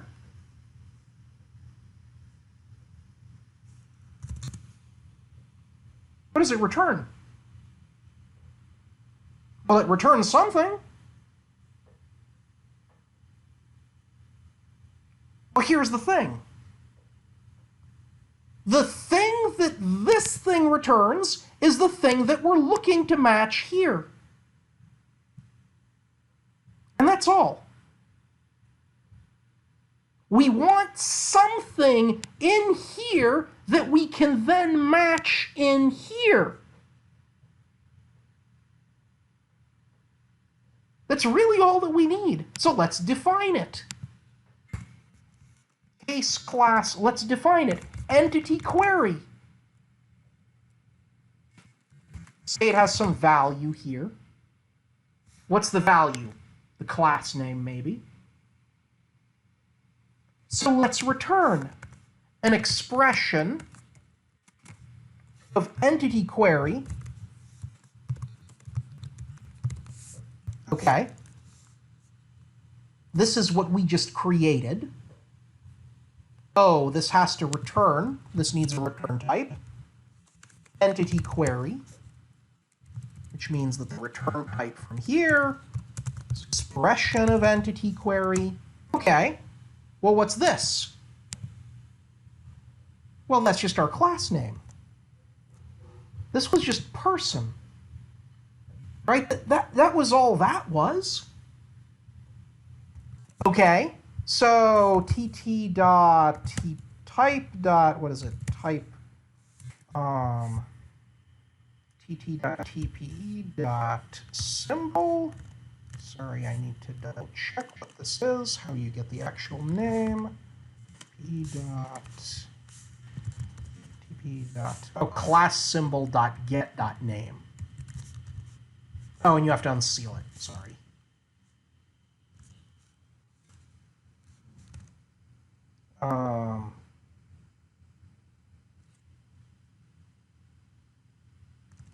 Do I have to unseal it?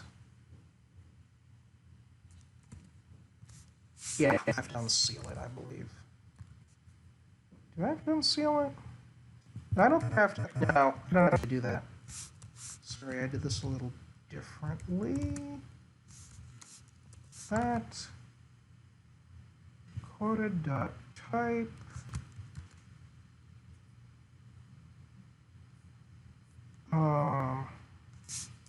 Oh, right. I have to import the quoted context.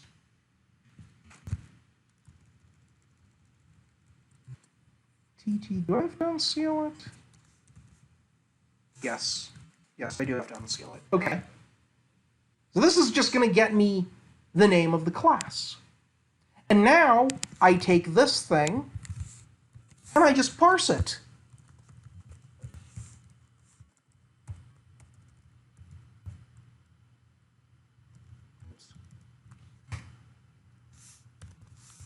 And I just parse it.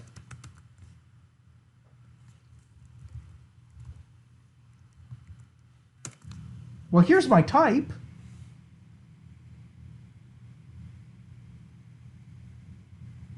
Ooh, wait a minute. Wait a minute. A little more complicated than that.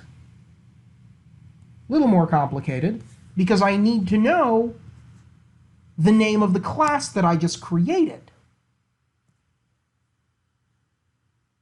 Okay. I need to match this whole statement. Okay, well, let's match this whole statement. That should be doable. Instead of something like this, case entity query, name. Oh, dot apply. Right? That's what we're actually doing here, dot apply. Okay. And so what? My abstract syntax tree is entity with name. Oh, wait a minute. Wait a minute, wait a minute, wait a minute. Name is expr of string, not string. Remember we had this problem? This has to be a constant. We returned this whole thing here.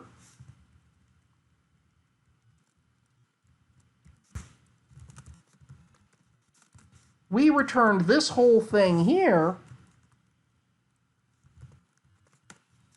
This is a constant.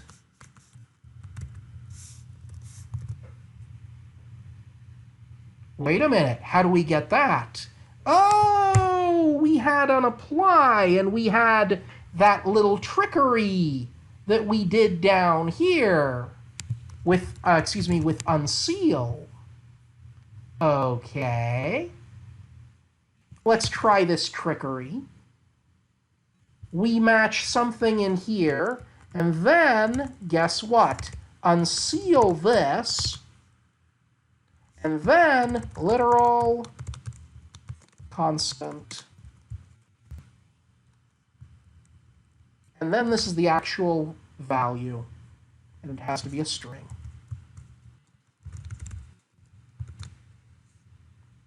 Okay.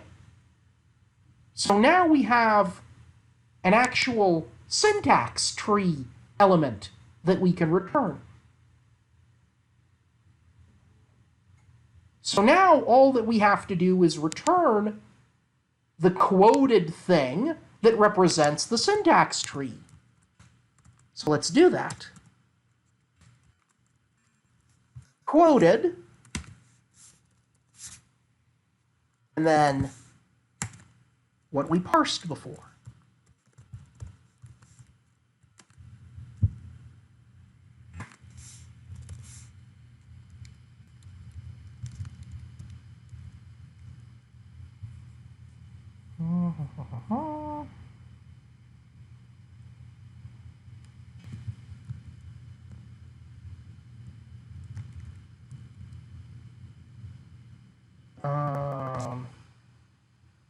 Ooh, wait a minute. Wait a minute. Now there's another difficulty. Parsed stuff is an entity, which is an AST. we need to return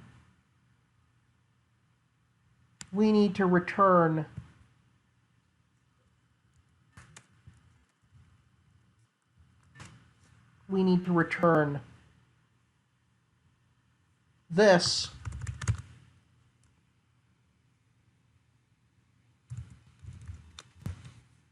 We need to return this. But we need to return an expression representing this. We have a variable representing this. Oopsie.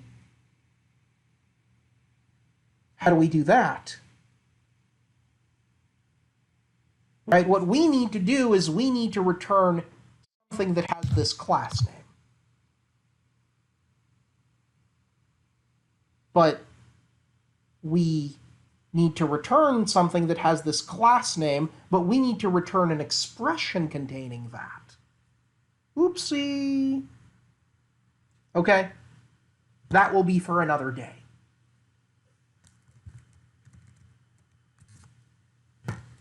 For now, we'll just return an entity that represents that.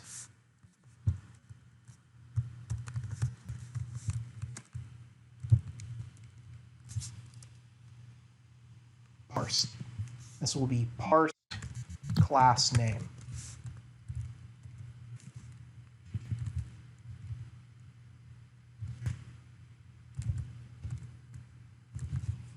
And what do I have wrong here? First class name is of type string, and lift value into an expression containing a construction.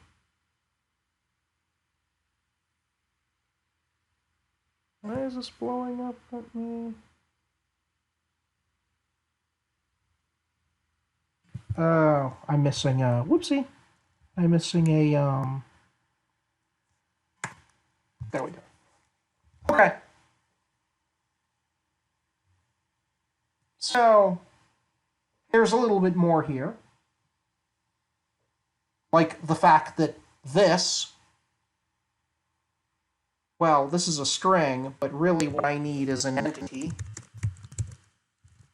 And I need to go from an entity into an expression of an entity, which needs to get returned, because I need to return code, not a value. How do I lift a value into an expression representing that?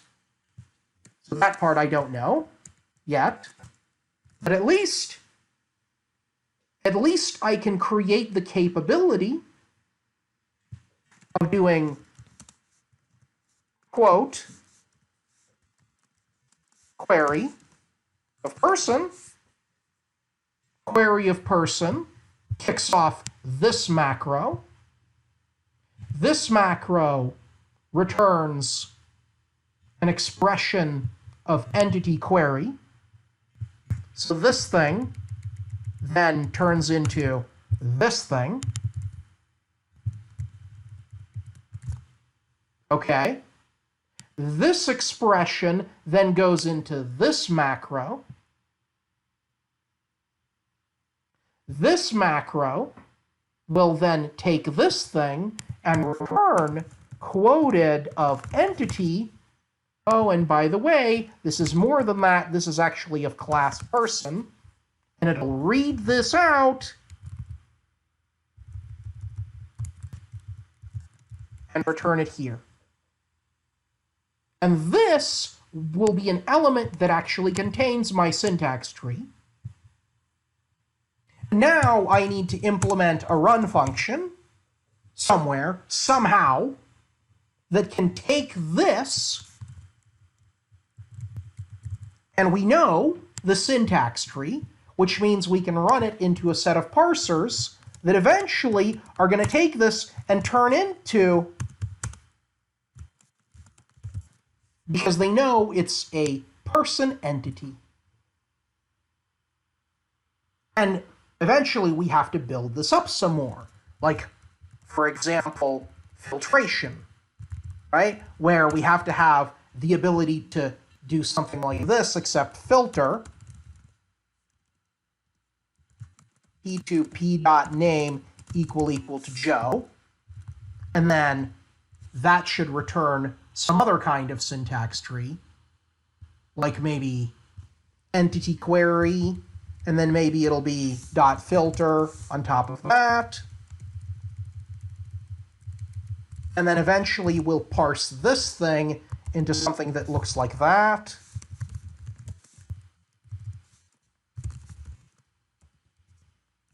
And then that'll be something like equals, a little more complicated, but equals ident p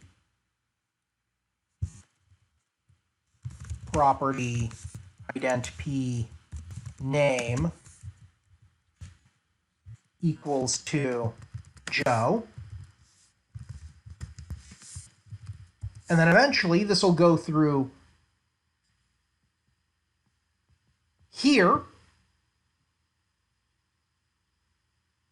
And because it's in line, this will get preserved until here.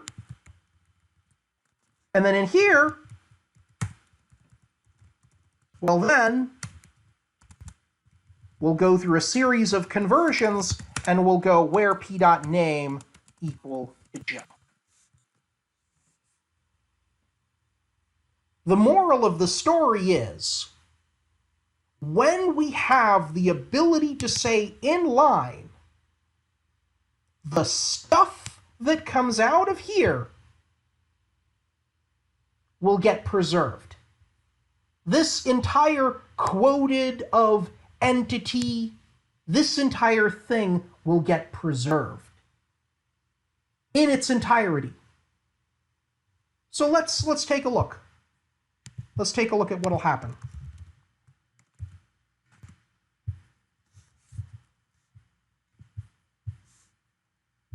Let's say inline def my first query, quote, query,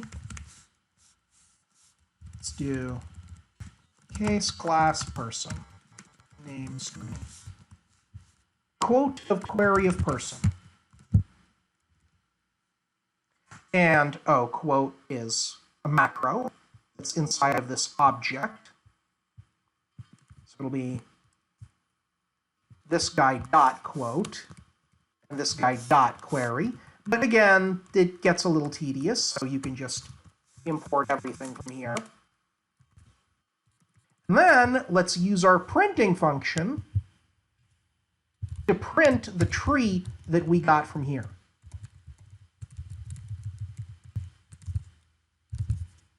Oops.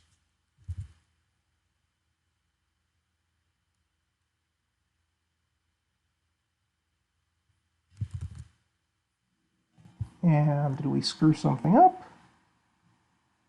Quote impl code. Let's try to compile it.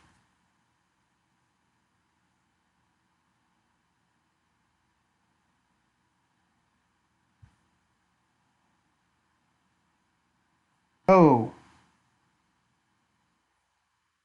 Looks like this didn't work.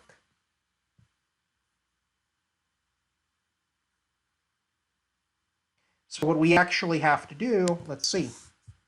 Let's troubleshoot.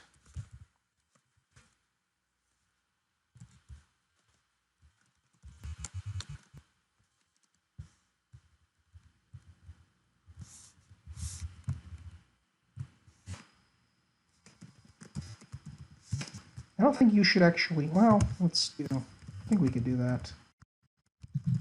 I have to go to bed. Oh, sorry guys. So I'll make sure. What time is, okay, it's already the 11:40. Okay. You know what? Let's I guess we should pause here. I guess we should pause. Oh, okay. All right, well, good night and thank you. So let's continue. Let's continue.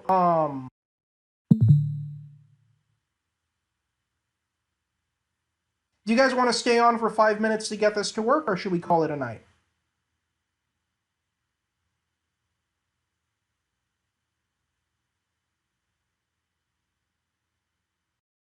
Yeah, I can. I'm gonna need to jump off. So. Okay.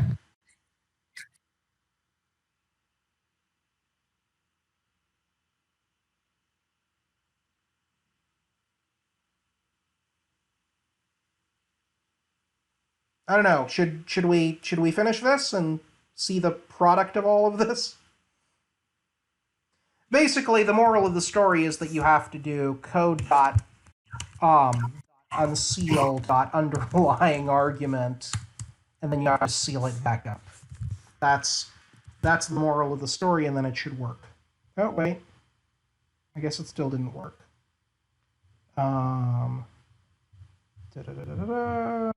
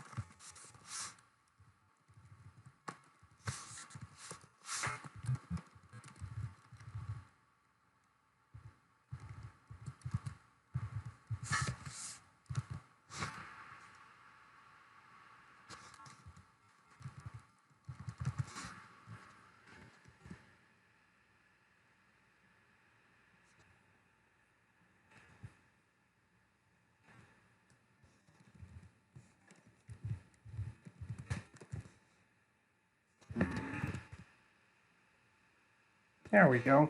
Now it works.